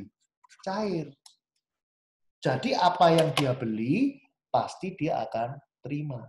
Jadi udah pasti teman-teman, kalau Anda ketemu klien umur 60 tahun, deket-deket 60, jangan pernah tawarin CCB. Tawarin aja PCB, udah pasti lebih bagus. Ya. Nah, kemudian yang kedua, kita juga menemukan satu fakta yang menarik. Kalau nasabahmu sudah umurnya 45, jadi gray areanya agak abu-abu itu di 45. Kalau sudah 45 tahun ke atas, ya, kamu harus mempertimbangkan mending beli PCB daripada CCB. Tahu nggak kenapa? Karena kita juga udah hitungnya gini. Ini saya tulis ya. Karena sudah diperhitungkan bahwa total nilai tunai yang terbentuk di PGB dengan total bayar premi disamakan dengan premi total di PCB. Tidak pernah bisa nyamakan BEP. Itu maksudnya gimana sih? Nah, itu ceritanya begini. Ya. Nah, penjelasannya begini. Kita udah ngitung ya. PCB 5 miliar. Contoh ya, misalkan preminya itu 1 tahunnya 100 juta. Contoh. Kalau dia bayar 5 kali, kan 500 juta. Di tahun ke-20, duitnya kembali 500 juta. Ini contoh ngawur ya, kalau untuk preminya. Nah, kemudian di PGB, untuk beli CCB 5 miliar, kan dia bayar premi. sekian. Ini saya nggak bisa tahu angkanya ya, tapi waktu kemarin kita bikin ini udah kita hitung beneran. Nah, teman-teman, premi ini dibayarkan selama 20 tahun. Ketemu kan nilai tunai. Betul ya? Nah, nilai tunai ini dengan asumsi fixed fund 7%, itu ternyata nggak bisa. Ngalahkan ini tuh nggak bisa. Tetap lebih murah ini. Nggak bisa ngalahkan. Tapi dengan catatan loh ya, harus 5 tahun. Dan harus tahunan. Baru PCB bagus. Kalau Anda melanggar konsep 5 tahun bayar premi, CCB lebih bagus, lebih murah. Ya, jadi harus Anda ada garisnya juga. Nih, ini udah saya tulis juga kok di sini. Nah, ya. Wajib diingat bahwa asumsi PCB yang saya katakan dari tadi ini haruslah 5 tahun pembayaran. Dan harus tahunan. Kenapa? Karena kalau Anda bayar 5 tahun aja, itu preminya hemat banget. Dan kalau Anda bayar tahunan, Anda bayarnya cuma 11 bulan. Lebih murah. Nah, PCB ini cocok banget buat orang kaya. Kenapa? Karena dia nggak masalah dengan uang yang dibayar di depan. Toh uang itu pasti akan kembali. Jadi kalau Anda punya nasabah yang jelas Anda tahu kaya, umur 45, nggak ada masalah lah dengan bayar berapapun. PCB lebih bagus daripada CCB. Tetapi kalau Anda melanggar asumsi yang kita gunakan, kok nggak bisa 5 tahun kok? Coba dihitung. Kalau Anda mau 10 tahun, CCB lebih murah. Itu udah kita buktiin semua. Ya, jadi sekali lagi, kalau untuk usia 45, udah, nggak usah bingung PCB apa CCB. Kalau di 45, pasti CCB di PGB lah yang lebih bagus. Oke? Nah, sekarang bagaimana tentang Lingtem dan Prucinta? Teman-teman, sebenarnya cara berpikirnya ini gampang. Kalau Anda berpikir tentang Lingtem, maka fokusnya adalah nabung. Jadi cocok sekali untuk orang yang punya anak masih kecil, dia nyicil nabung hari ini demi anaknya. Tetapi gara-gara nabung ini, dia dapat gratis UP Jiwa. Kalau terjadi apa-apa dengan dia, lumayan, betul ya? Karena muncullah sekian miliar untuk keluarganya. Tapi kalau memang nggak ada apa-apa, ya sudah. Memang uang tabungannya dianggap gratisan, dia nggak ngarepin cair. Ya udah duitnya aja diterima. 110% kan tetap dapat bunga. Dia titip 10 tahun, betul? Nanti akan dibungakan 10%. Setelah tahun ke-20, pas tahun 20, dia akan terima 110%. Tapi kalau ada kejadian, dia akan terima sekian miliar. Tetapi kalau konsepnya Lingtem, kualik. Beli polis memang tujuannya untuk life cover, tujuannya untuk menciptakan warisan, seperti yang dari tadi saya cerita. Dia nggak ada pikiran sama sekali tentang yang namanya tabungan, nggak ada. Paham ya? Jadi konsepnya, kok aku bingung kok, kalau jualan jiwa enak Prucinta apa enak Lingtem? Teman-teman Anda tinggal deketinnya dari sisi mana? Kalau Anda konsepnya adalah ingin ngomong tentang tabungan, buat hari tua kek, buat anaknya besok kek, ya Prucinta. Tapi kalau Anda bicara tentang menciptakan warisan, yang benar adalah Anda jualan Lingtem. Karena premi yang dibayarkan bukan investasi, tapi premi yang dibayarkan adalah alat untuk menciptakan warisan. Ya, nih saya sekarang mau bahas tentang premi. Lihat ya, saya mau bahas tentang premi. Ini mulai seru nih. Premi ini penting banget. Ya, jadi para agent-agent bisa tahu. Teman-teman, produk unit link itu ada 2 biaya, yaitu biaya akuisisi dan biaya asuransi. Unit link itu berarti dia masuk ke reksadana. Di dalam reksadana ada 4 fund yang utama, yaitu cash fund kurang lebih 5% performanya. Yang kedua, fixed income fund kurang lebih 7% average-nya. Yang ketiga, managed fund kurang lebih 10% performanya. Dan yang keempat adalah equity fund. Kurang lebih 15% average-nya. Teman-teman, 2 ini tetap beresiko karena ada unsur sahamnya. Tetapi yang nggak beresiko adalah 1 dan 2 ini. 1 deposito, satunya obligasi. Nah, premi itu cara bentuknya begini, ya. Jadi premi disetorkan, oke, ke sebuah perusahaan asuransi. Anggaplah ini PT Prudential. PT Prudential juga akan menghubungi pihak ketiga, namanya reasuransi.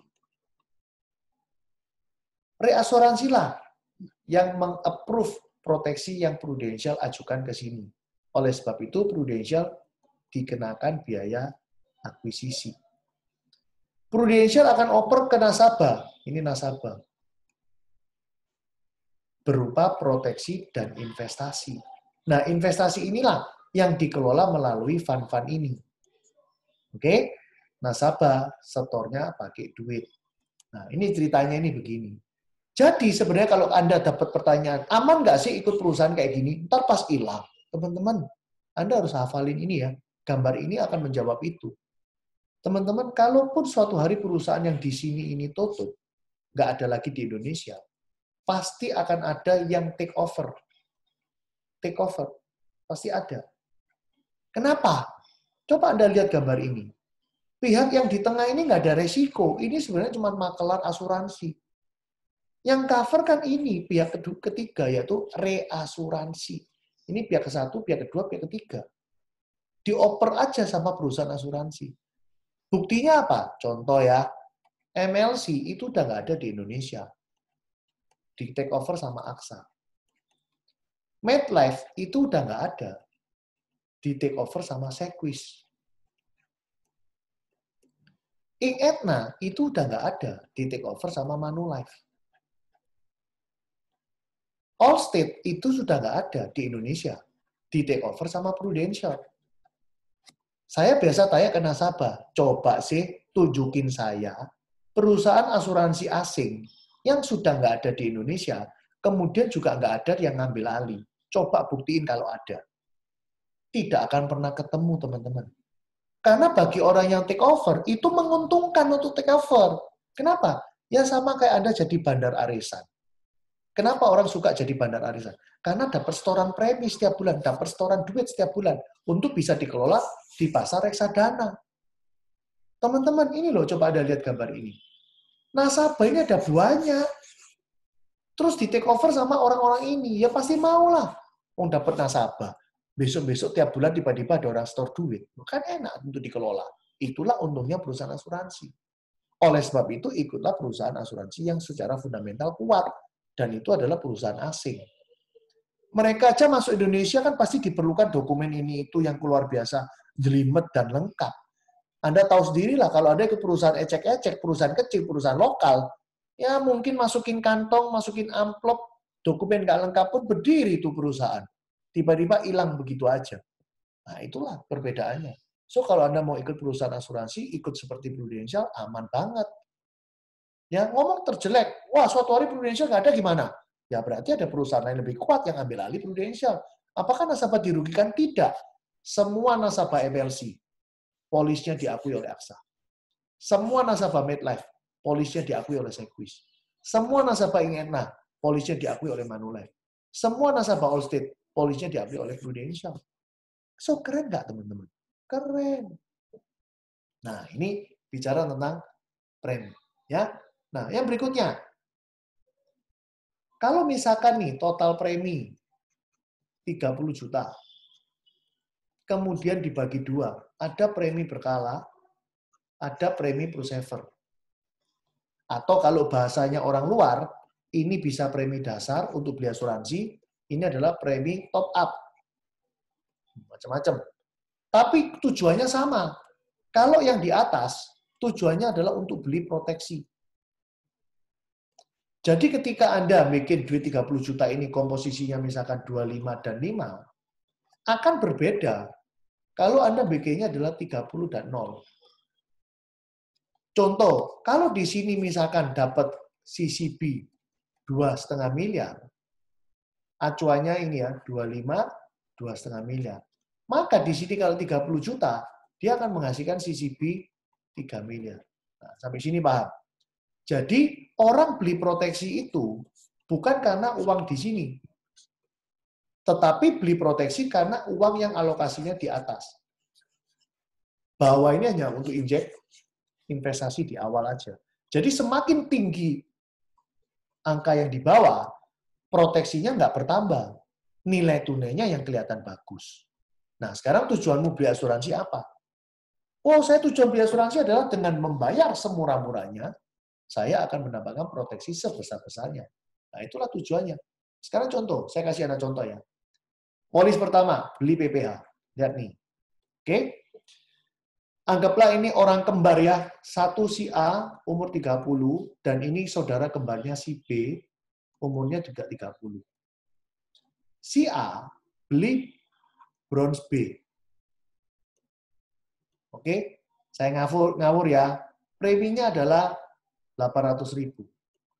Si B juga beli bronze B. Tapi preminya 1,5 juta. Lah, bingung kan? Kok bisa beda? Kan orang kembar. Ternyata yang 800 ini komposisinya adalah 800 dan 0. Yang 1,5 ini 800 dan 700. Sampai sini mulai nangkep nggak? Manfaatnya sama. Preminya beda. Ternyata yang membedakan adalah premi yang di bawah. Apa yang terjadi? Kalau orang ini bayar rutin, pada tahun ke-20, let's say ya, saya kira-kira ya, 800 1 tahun berarti 9,6. 9,6, 10, 96, 200. Let's say ini, misalkan ya, ini ngawur ya. Nilai tunainya cuma 50 juta tahun ke-20. Tapi orang ini, di tahun ke-20, nilai tunainya adalah, saya hitung, bentar ya, 1,5 berarti 18 juta. Nilai tunainya 400 juta. Wah, kok bisa gitu ya? Ya iyalah, ini kan ada injekan 700.000. Ini contoh. Maksud saya yang mau saya tunjukin adalah, biasanya ini itu ya ada bedanya. Ini ya, ini saya contoh ya. 700, bentar, 700 kalau saya kali setahun 8,4. 8,4 saya kali 20, berapa? 84, 107. Ya. Oh, ini salah berarti. Bentar, saya lagi ngitung. Intinya gini loh, ini kalau nggak pakai proposal beneran susah juga nih. Intinya kalau Anda coba lihat ya, sebenarnya saver ini bisa membentuk nilai tunai ini jadi bagus. Apa bedanya kalau 700 ini, kamu simpan sendiri di bank? Atau kamu terserah lah mau simpan sendiri di mana. Setelah 20 tahun, kamu masukin ke sini sebagai top up. Kira-kira nilai tunai di sini, dengan nilai tunai di sini, jadi sami mawon nggak? Pasti sama. Nggak akan beda. Nangkep maksud saya? Bagi saya, kalau saya mau investasi, bukan di asuransi. Bagi saya, kalau mau investasi, ya terserah. Mau di luar di mana aja. Mau di saham kek. Ya, tapi yang nggak terkontaminasi dengan unit link. Kalau Anda beli sahamnya di unit link, yang ada proteksinya kan beda lagi ceritanya. Setiap bulan kan dipotong biaya asuransi. Mungkin Anda mau di deposito kayak terserah. Mau main reksadana kayak terserah. Mau main obligasi sendiri terserah. Tapi intinya adalah, manfaat yang di sini, tujuannya adalah membuat proteksi ini jadi besar. Kan itu aja. Tetapi karena ini nggak ada apa-apa, ya pasti nilai tunainya nggak. Ini saya ngawur ya, ini saya ngawur. Tapi saya yakin selisih dari uang perbedaan dua ini, 400 dan kiri dan kanan ini, pasti hanya karena disebabkan ini.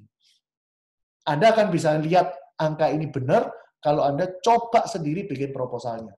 Pasti benar seperti ini. Nah, sekarang kembali lagi ke tujuannya. Kalau tujuannya adalah membayar semurah-murahnya mendapatkan proteksi, ini yang benar. Tetapi kalau tujuannya adalah, nggak kok, aku nggak apa-apa bayar mahal kok, tujuanku juga mau nabung kok, loh ya terserah. Duit nasabah kok. Nangkep ya? Tetapi kalau cara saya akan berbeda lagi. Cara saya begini, dia mampu bayar 1,5 juta. Kalau ikut cara saya, maka 800 dapat bronze B, kemudian duit 700-nya, saya beliin CCB. Atau saya beliin Lintem. Lu kan lumayan, dapat proteksi lagi. Contoh, saya kasih contoh. Kalau tahun ketiga tiba-tiba yang orang ini mati, yang di sini dapat apa? Yang di sini. Nggak dapat apa-apa. Yang di sini dapat apa? Ya dapat ini. Sama-sama keluar uang 1,5 loh. Bener nggak? Jadi ceritanya, yang si A keluarin uang 1,5, tapi dia beliin 800 PPH, 700-nya Lingtem. Ini karena pakai gaya saya, savernya 0. Si B, uang 1,5 hanya dia pakai untuk beli PPH. Teman-teman, kita kasih if. Namanya orang beli asuransi itu kan tujuannya if. Apa? Apabila, jika, lek misalo. Loh kan itu tujuannya orang beli asuransi. Loh kalau kita nggak percaya if, nggak mungkin terjadi apa-apa, nggak usah beli asuransi. Orang beli asuransi itu pasti tujuannya adalah, ya apa lek misalo. Betul nggak? Teman-teman kalau ini misalo mati apa? Yang ini masih dapat jadi UP loh. Yang ini nggak dapat apa-apa. Itulah tujuan kenapa saya selalu mengajarkan. Desain itu sekalian aja, savernya 0. Tapi kembali lagi loh, ini pola pikir subjektif saya. Bolehkah Anda punya subjektif sendiri? Boleh. Nggak ada benar, nggak ada salah. Yang tepat adalah apa argumenmu ke klien. Nanti ya, kalau saya berani mendesain begini, tentu saya harus memberitahu konsekuensinya ke klien. Apa? Kamu ini sekarang belinya dengan premi murah loh. Jadi konsekuensimu adalah kamu harus rutin bayar premimu panjang. Dan kamu jangan berharap nilai tunaimu adalah investasi. Kenapa? Pasti kecil. Mau dari awal nggak ada saver. Beda cerita dengan yang komposisi si B. Si B bisa dia bayar sekian tahun, nilai tunainya sudah besar. Ya jelaslah, bayar lebih mahal kok. Nah, so konsekuensinya semua ada. Ya, kalau konsekuensi saya, angle yang saya pakai, sudut pandang yang saya pakai adalah kepingin bayar semurah-murahnya. Dapat manfaat sebesar-besarnya. Dan saya selalu berpikir, if, bagaimana, kalau. Jadi saya kepingin dengan uang semurah-murahnya, semua bisa saya beli. Tentang nanti kalau ini sudah bayar 8 tahun, masih belum banyak loh nilai tunai. Itu konsekuensi. Benar nggak? Dan kita sudah menyadari, kalau memang nanti tahun tertentu nilai tunainya sedikit, ya sudah di top up aja. Loh apa bedanya? Coba teman-teman perhatikan. Ini pakai uang 1,5 kan 700-nya di bawah. Nah kalau saya 8 tahun di sini, 700 saya kali 8 tahun, hasilnya kan sudah 100 juta. Benar ya? 700 1 tahun berapa? 8,4. 8,4 kali 8. 70 juta. Apa bedanya 8 tahun kemudian saya baru top up 70 juta dengan dari awal saya kasih 700 di bawah? Sama aja. Jadi sekali lagi, ini adalah sudut pandang saya ketika ngajar final touch ke kalian. Boleh setuju dengan cara saya, boleh tidak setuju dengan cara saya. Karena setiap orang boleh punya angle sendiri-sendiri. Ya, yang penting angle-mu apa, argumenmu apa. Kita kan nggak tahu tipe klien seperti apa. Kalau tipe klien kayak saya, ya cocok ini. Kalau tipe kliennya ternyata tipe safety, nggak mau mikir lagi, pokoknya lu setting lah Wibi, habis bayar 15 tahun atau 10 tahun, aku udah aman, udah nggak mau bayar lagi pokoknya. Nah, kalau ordernya seperti itu beda cerita lagi kan, benar nggak? Berarti harus pakai pro saver banyak. Tapi kita kasih tahu juga, kalau lu pro saver banyak, berarti total premimu besar loh. Apa nggak sayang? Ini saver kalau dinaikin ke atas, bisa dapat manfaat ini loh. Nah, so teman-teman, itu adalah konsultan yang bagus. Anda memberi advice. Tetapi ketika Anda kasih advice, ternyata yang punya duit berkata, nggak apa-apa, saver gede nggak apa-apa, aku suka kok. Ya udah, itu duit dia kok. Kita harus hargai keputusan si pemilik uang. Nah, inilah cara mendesain yang benar. Ya, nah sekali lagi saya ulang. Kapan Anda bisa jualan PSS? Jawabannya, kalau tujuannya untuk beli short term. Artinya, beli untuk 4 tahun selesai, 5 tahun buyar, 6 tahun buyar. Nah, itu beli PSS. Atau yang kedua, kapan jual PSS? Kalau dia anti sama unit link. Udah ini aja. Selebihnya, Anda harus jual PPH. PCB, kapan kita jual? Kalau dia umurnya udah lebih dari 45 tahun. Yang kedua, harus bayar tahunan. Yang ketiga, harus bayarnya 5 tahun pembayaran. Selebihnya dari ini, kalau nggak ikuti jadwal ini, berarti udah salah. Wis pasti beli PPH, beli PGB aja CCB. Kecuali umurnya udah deket-deket dengan usia 60 ya. Udah deket banget ya. Antara 55 lah sampai 60. Walaupun dia nyicil 10 tahun pun, walaupun dia nyicil 15 tahun pun, tetap ini lebih bagus daripada CCB di PGB. Kenapa? Karena acuannya simple. Kalau usia sudah sekian, ini sudah dekat dengan 88. Ingat, PCB 88 pasti cair. Sedangkan CCB 86 sudah hilang. Karena di cover maksimal 85. Nah, itu cara menentukannya kayak simple banget. Ya. Nah, kapan Anda jualan Purcinta? Kalau konsepnya dia adalah saya beli untuk nabung. UP jiwa adalah bonus. Nah, beda lagi. Ya, tapi kalau Anda beli jualan link term, tujuannya adalah untuk membentuk warisan. Bikin orang kaya tambah kaya. Bikin bagaimana mendistribusikan kekayaan. Ingat yang tadi saya cerita. Liquid, sangat murah, bebas sengketa, nggak urusan pajak. Dan Anda bisa backup untuk nilai market dari aset-aset yang ada di SPP. Ya, nah, so teman-teman, itu yang bisa saya sharekan ke Anda. Ya, nah, sekarang yang bisa saya mau sampaikan adalah bagaimana perilakumu untuk setelah hari ini, setelah dengerin Final Touch. Teman-teman agent, kembali lagi ke yang paling awal tadi saya ngomong. Ya, kalau Anda mau sukses di bisnis ini, Anda harus menemukan salah satu dari dua yang tadi saya ngomong. Yang pertama, apakah Anda khawatir dengan hidup Anda kalau begini-begini saja? Yang kedua, tahukah Anda apa yang bisa Anda capai di bisnis ini kalau Anda seriusin? Sama seperti yang tadi saya cerita tentang anak saya. Ya, itu harus ketemu dulu. Nah, kalau sudah ketemu berarti mesinmu sudah nyala. Yang perlu kamu lakukan adalah berikutnya adalah bukan yang tadi saya ngomong ini gampang. Anda bisa cek lagi di YouTube channel saya ada. Jadi anytime bisa Anda dengerin lagi. Nah, yang penting adalah sekarang bagaimana kamu menciptakan habitmu. Ya. Kalau Anda kerja jadi karyawan, Anda pasti kerja 8-10 jam, padahal gajimu 5-10 juta is pasti. Demi 5-10 juta, Anda bisa kerja dengan konsisten 8-10 jam. Anda jadi bos pun, Anda kerja 12 jam sehari. Penghasilanmu paling 50-100 juta, 200 juta. Please, Anda mesti fair dengan bisnis Prudential. Kalau Anda niat jalani bisnis ini, teman-teman, be fair with this. Apa? Ya, Anda harus punya sedia waktu untuk Prudential. Koibi, kalau saya sudah lagi kerja, gimana saya mau punya waktu 10 jam buat Prudential? Teman-teman, saya nggak suruh Anda jalani Prudential 10 jam.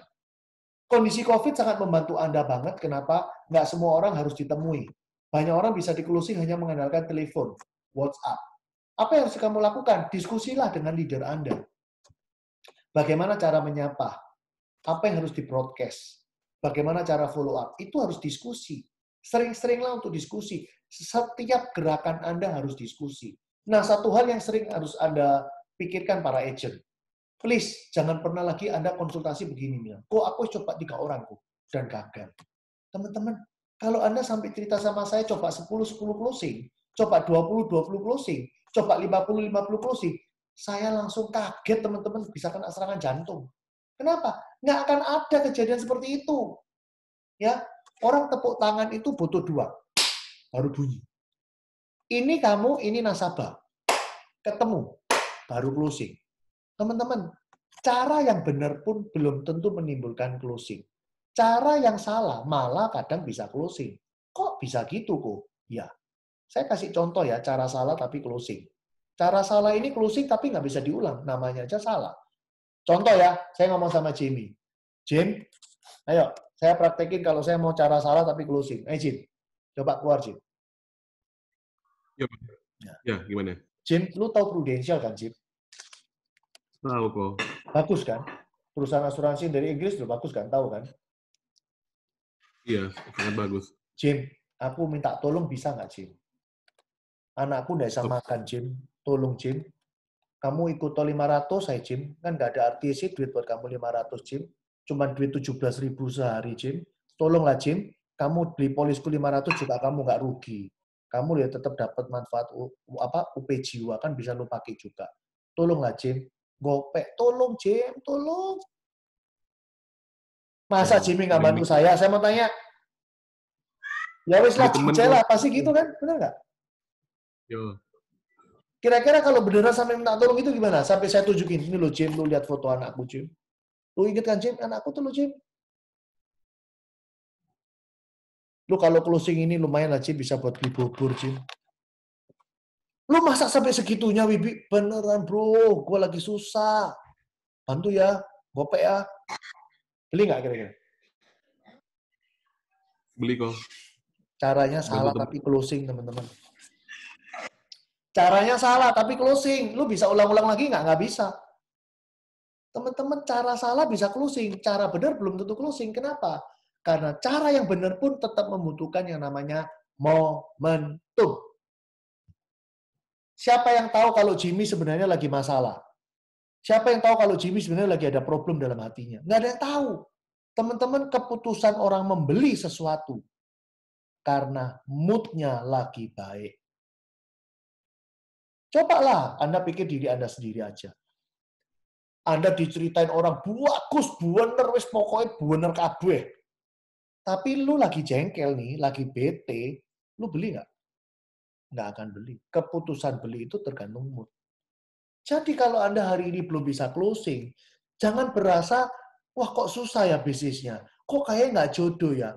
Teman-teman, untuk bisa memutuskan Anda jodoh apa enggak, saya kasih Anda clue-nya. Lakukan setiap hari, tidak pernah bolong selama 3 bulan. Kalau memang ternyata nggak berhasil, Anda nggak jodoh.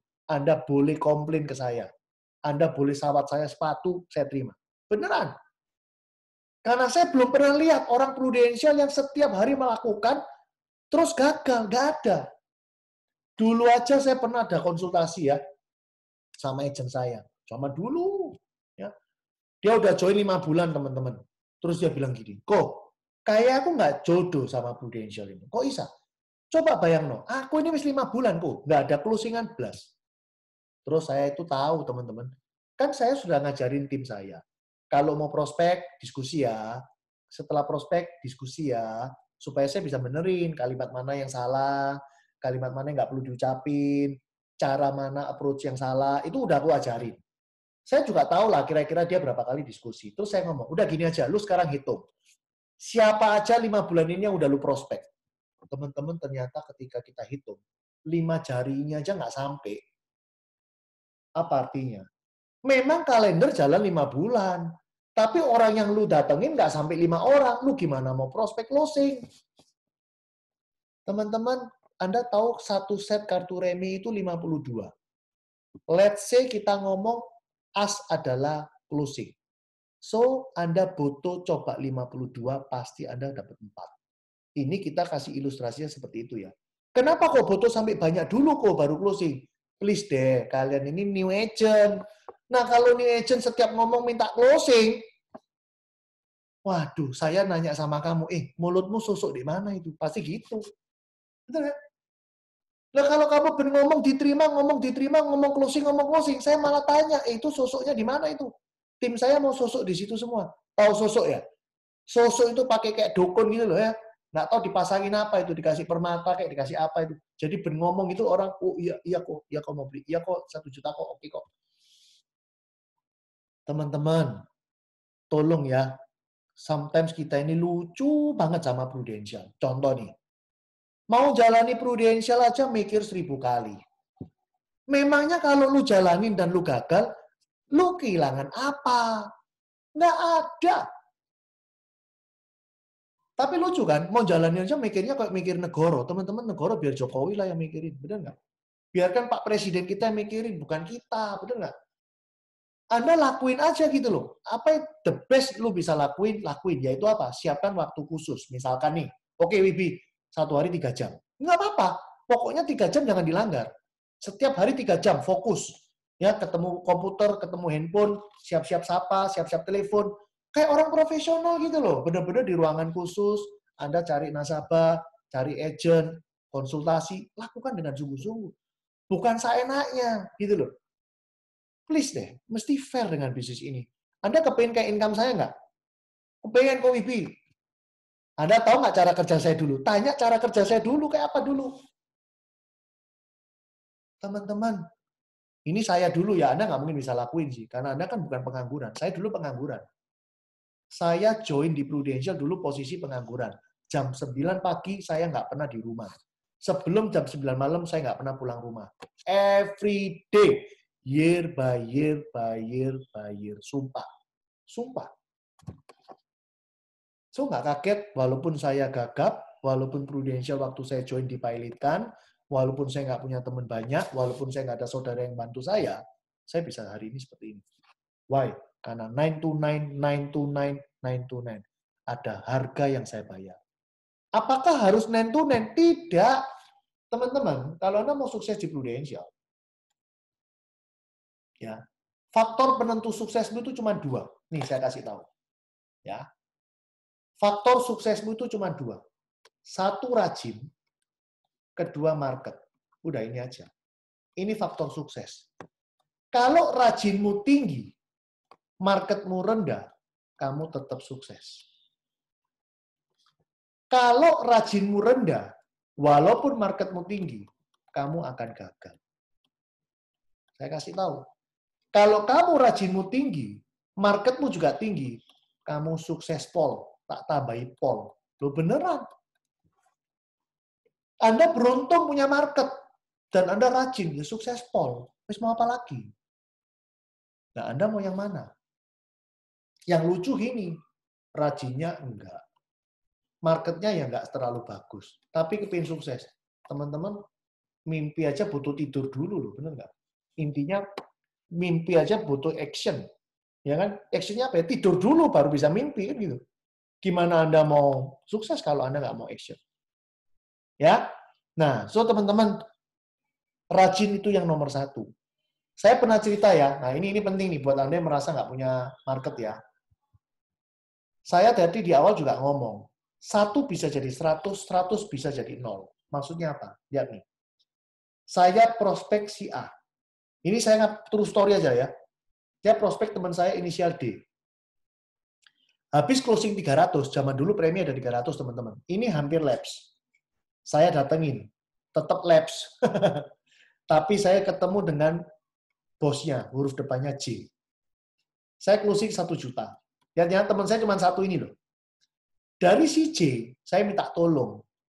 Koh, lu nggak punya teman atau saudara tak? Koh, bisa dikenalin koh. Dia langsung angkat telepon, dia kenalin saya ke 2 orang. 1 sepupu namanya J, 1 sepupu namanya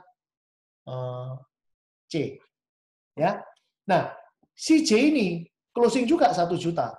Si C juga 1 juta. Biasa, kalau yang referensi 1 juta, ikut-ikutan 1 juta. Itu udah biasa. Si J kenalin saya ke sepupunya. Kok ya tepat, ini kok bisa J lagi ya? Sumpah loh, ini J semua memang huruf depannya ya. Cuman saya nggak bisa sebutin karena ini saya record. Si J ini, closing saya sampai hari ini teman-teman, ini kontributor EPS saya cukup besar.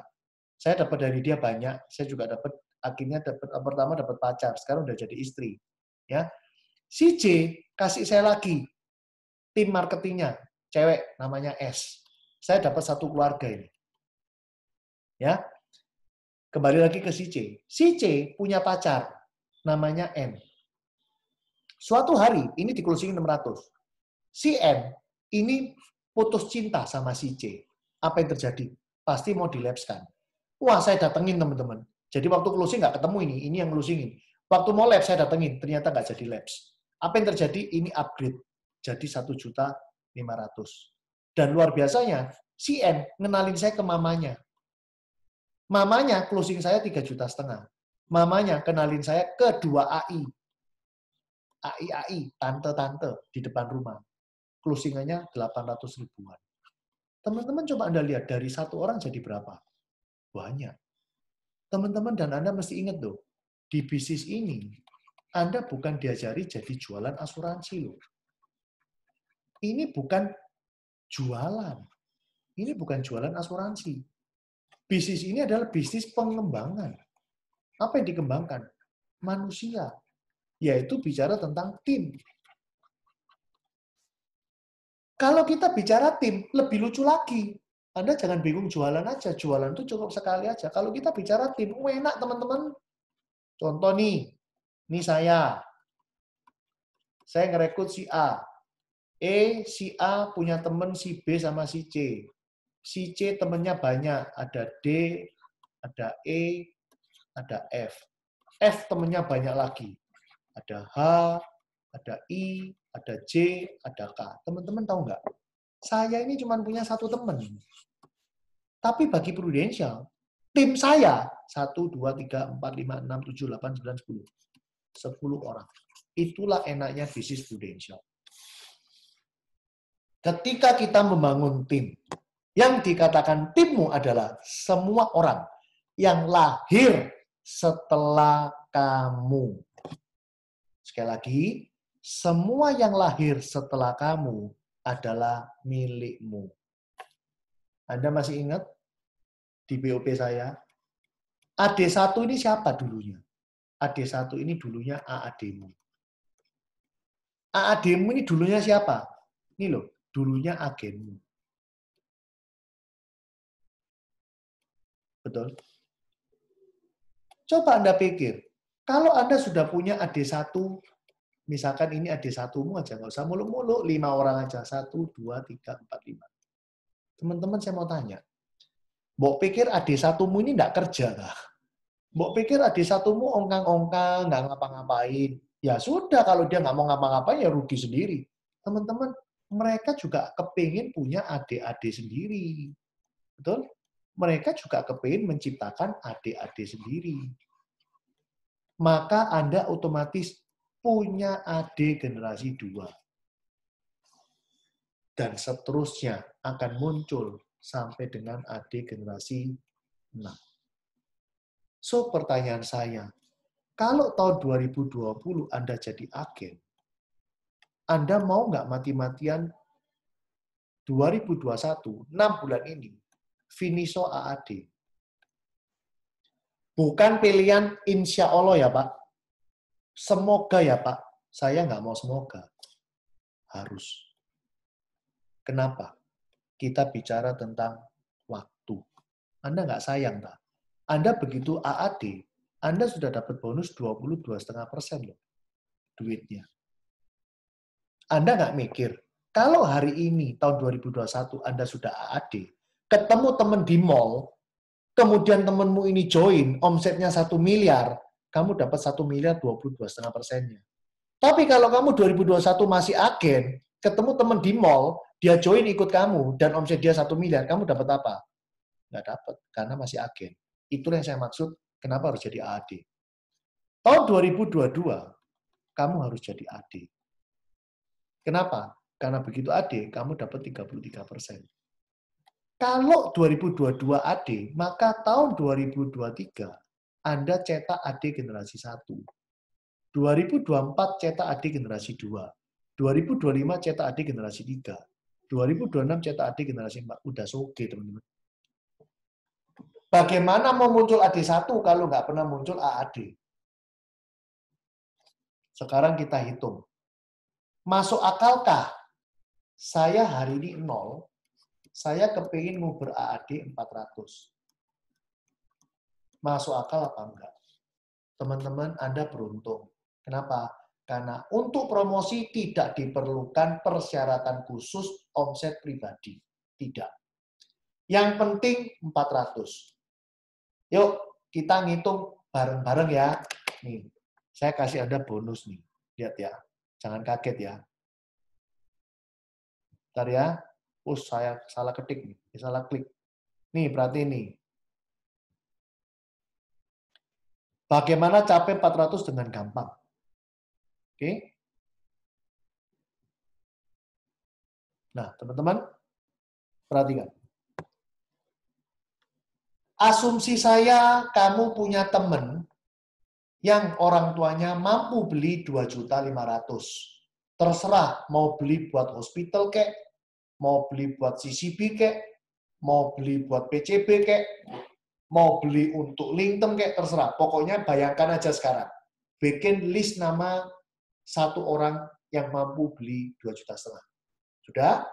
Nah, orang itu kalau beli 2,5 juta, berarti EPE-mu kan 30 juta. Betul ya? Anggaplah kamu bikin dia untuk jadi agent aja. Berarti dia lebih semangat belinya. Kenapa? Karena belinya nggak perlu bayar 2.500.000. Tapi cuma bayar 1.750.000, dipotong komisinya 30%. Ini belum ngomong bonus nih. Lebih murah kan? Nah, coba teman-teman hitung. Kalau saya bisa menemukan 15 teman, maka omset saya adalah 450. Anda sudah berhasil jadi AAD dengan memiliki 15 teman. Teman-teman, lakukan duplikasi. Jadi kamu kasih tahu orang-orang itu. Kan contoh nih ya, saya dapat satu teman beli 2,5 juta, 15 orang 450. Januari saya jadi AD. Waktu saya AD, wah foto-foto, branding ya, Trusty berangkat ke Jepang kan, kalau AD kan bonusnya ke Jepang. Ke Jepang, happy-happy, masuk medsos. Teman-temanmu akan tanya, lu kok enak sekarang? Gimana ceritanya? Asik ya di Prudential ya? Teman-teman, kamu mulai cerita. Kamu cari 15 teman yang bisa beli 2.500.000 untuk life cover. Kan lumayan dapat warisan. Nggak mungkin nggak butuh, pasti butuh. 15 kali seperti itu, apa yang terjadi? Maka setiap teman-temanmu 15 tadi akan menciptakan angka persis seperti kamu tahun lalu, yaitu 450. Totalnya 15 orang adalah 6.750.000.000. Kalau saya kali off ready-nya AAD 22,5%, kamu berhak atas duit 126 juta per bulan. Wow, 1,5 tahun kerja, dapat duit 126 juta. Tertarik enggak? Apa yang mesti dilakukan?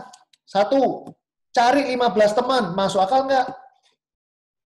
Waktu 5 bulan ke depan, cari 15 teman yang mampu spend uang 1.750.000 untuk beli sendiri. Setelah itu diduplikasi, diajarin. Kan itu doang. So, teman-teman, sekarang saya mau tanya. Kalau sudah tahu seperti yang saya ngomong seperti ini, apakah menjadi 400 ini sulit? No. Bagi saya mudah. Asal action. Anda tinggal melakukan 2. 1 selling, 1 rekrut. Sellinglah ke orang yang jelas-jelas Anda tahu nggak mungkin jadi agentmu. Rekrutlah orang-orang yang menurutmu cocok menjadi tim kamu. Itu aja. Simple banget. Ingat, rekrut untuk masa depan. Kamu siapkan passive income-mu dari sekarang. Selling untuk short income. Karena dapatnya cepat. Plus dapat skill. Itu aja. Tapi kunci sukses di Prudential adalah punya tim. Ya, so teman-teman, udah tahu alasanmu di Prudential apa? Anda juga sudah tahu bagaimana harus membuat sebuah pola setiap hari selama 3 bulan, jangan bolong. Kemudian diskusi sama leadermu. Setiap ada acara meeting Zoom, Senin, M2, datang. Ada LTB yang saya adakan, datang. Setiap Selasa, Rabu, Jumat, ikut. Kecuali ada activity, ya udah. Kan mumpung COVID kan, cuma di rumah doang kan. Waktunya isi leher ke atas kan, ikuti aja meeting Zoom. Sisanya cuma by phone, by WA, voice note, medsos, itu doang. Teman-teman, itu yang bisa saya sampaikan, dan saya yakin kalau Anda mau lakukan ini, Anda pasti sukses. Ya, sekian teman-teman final task dari saya. Ya,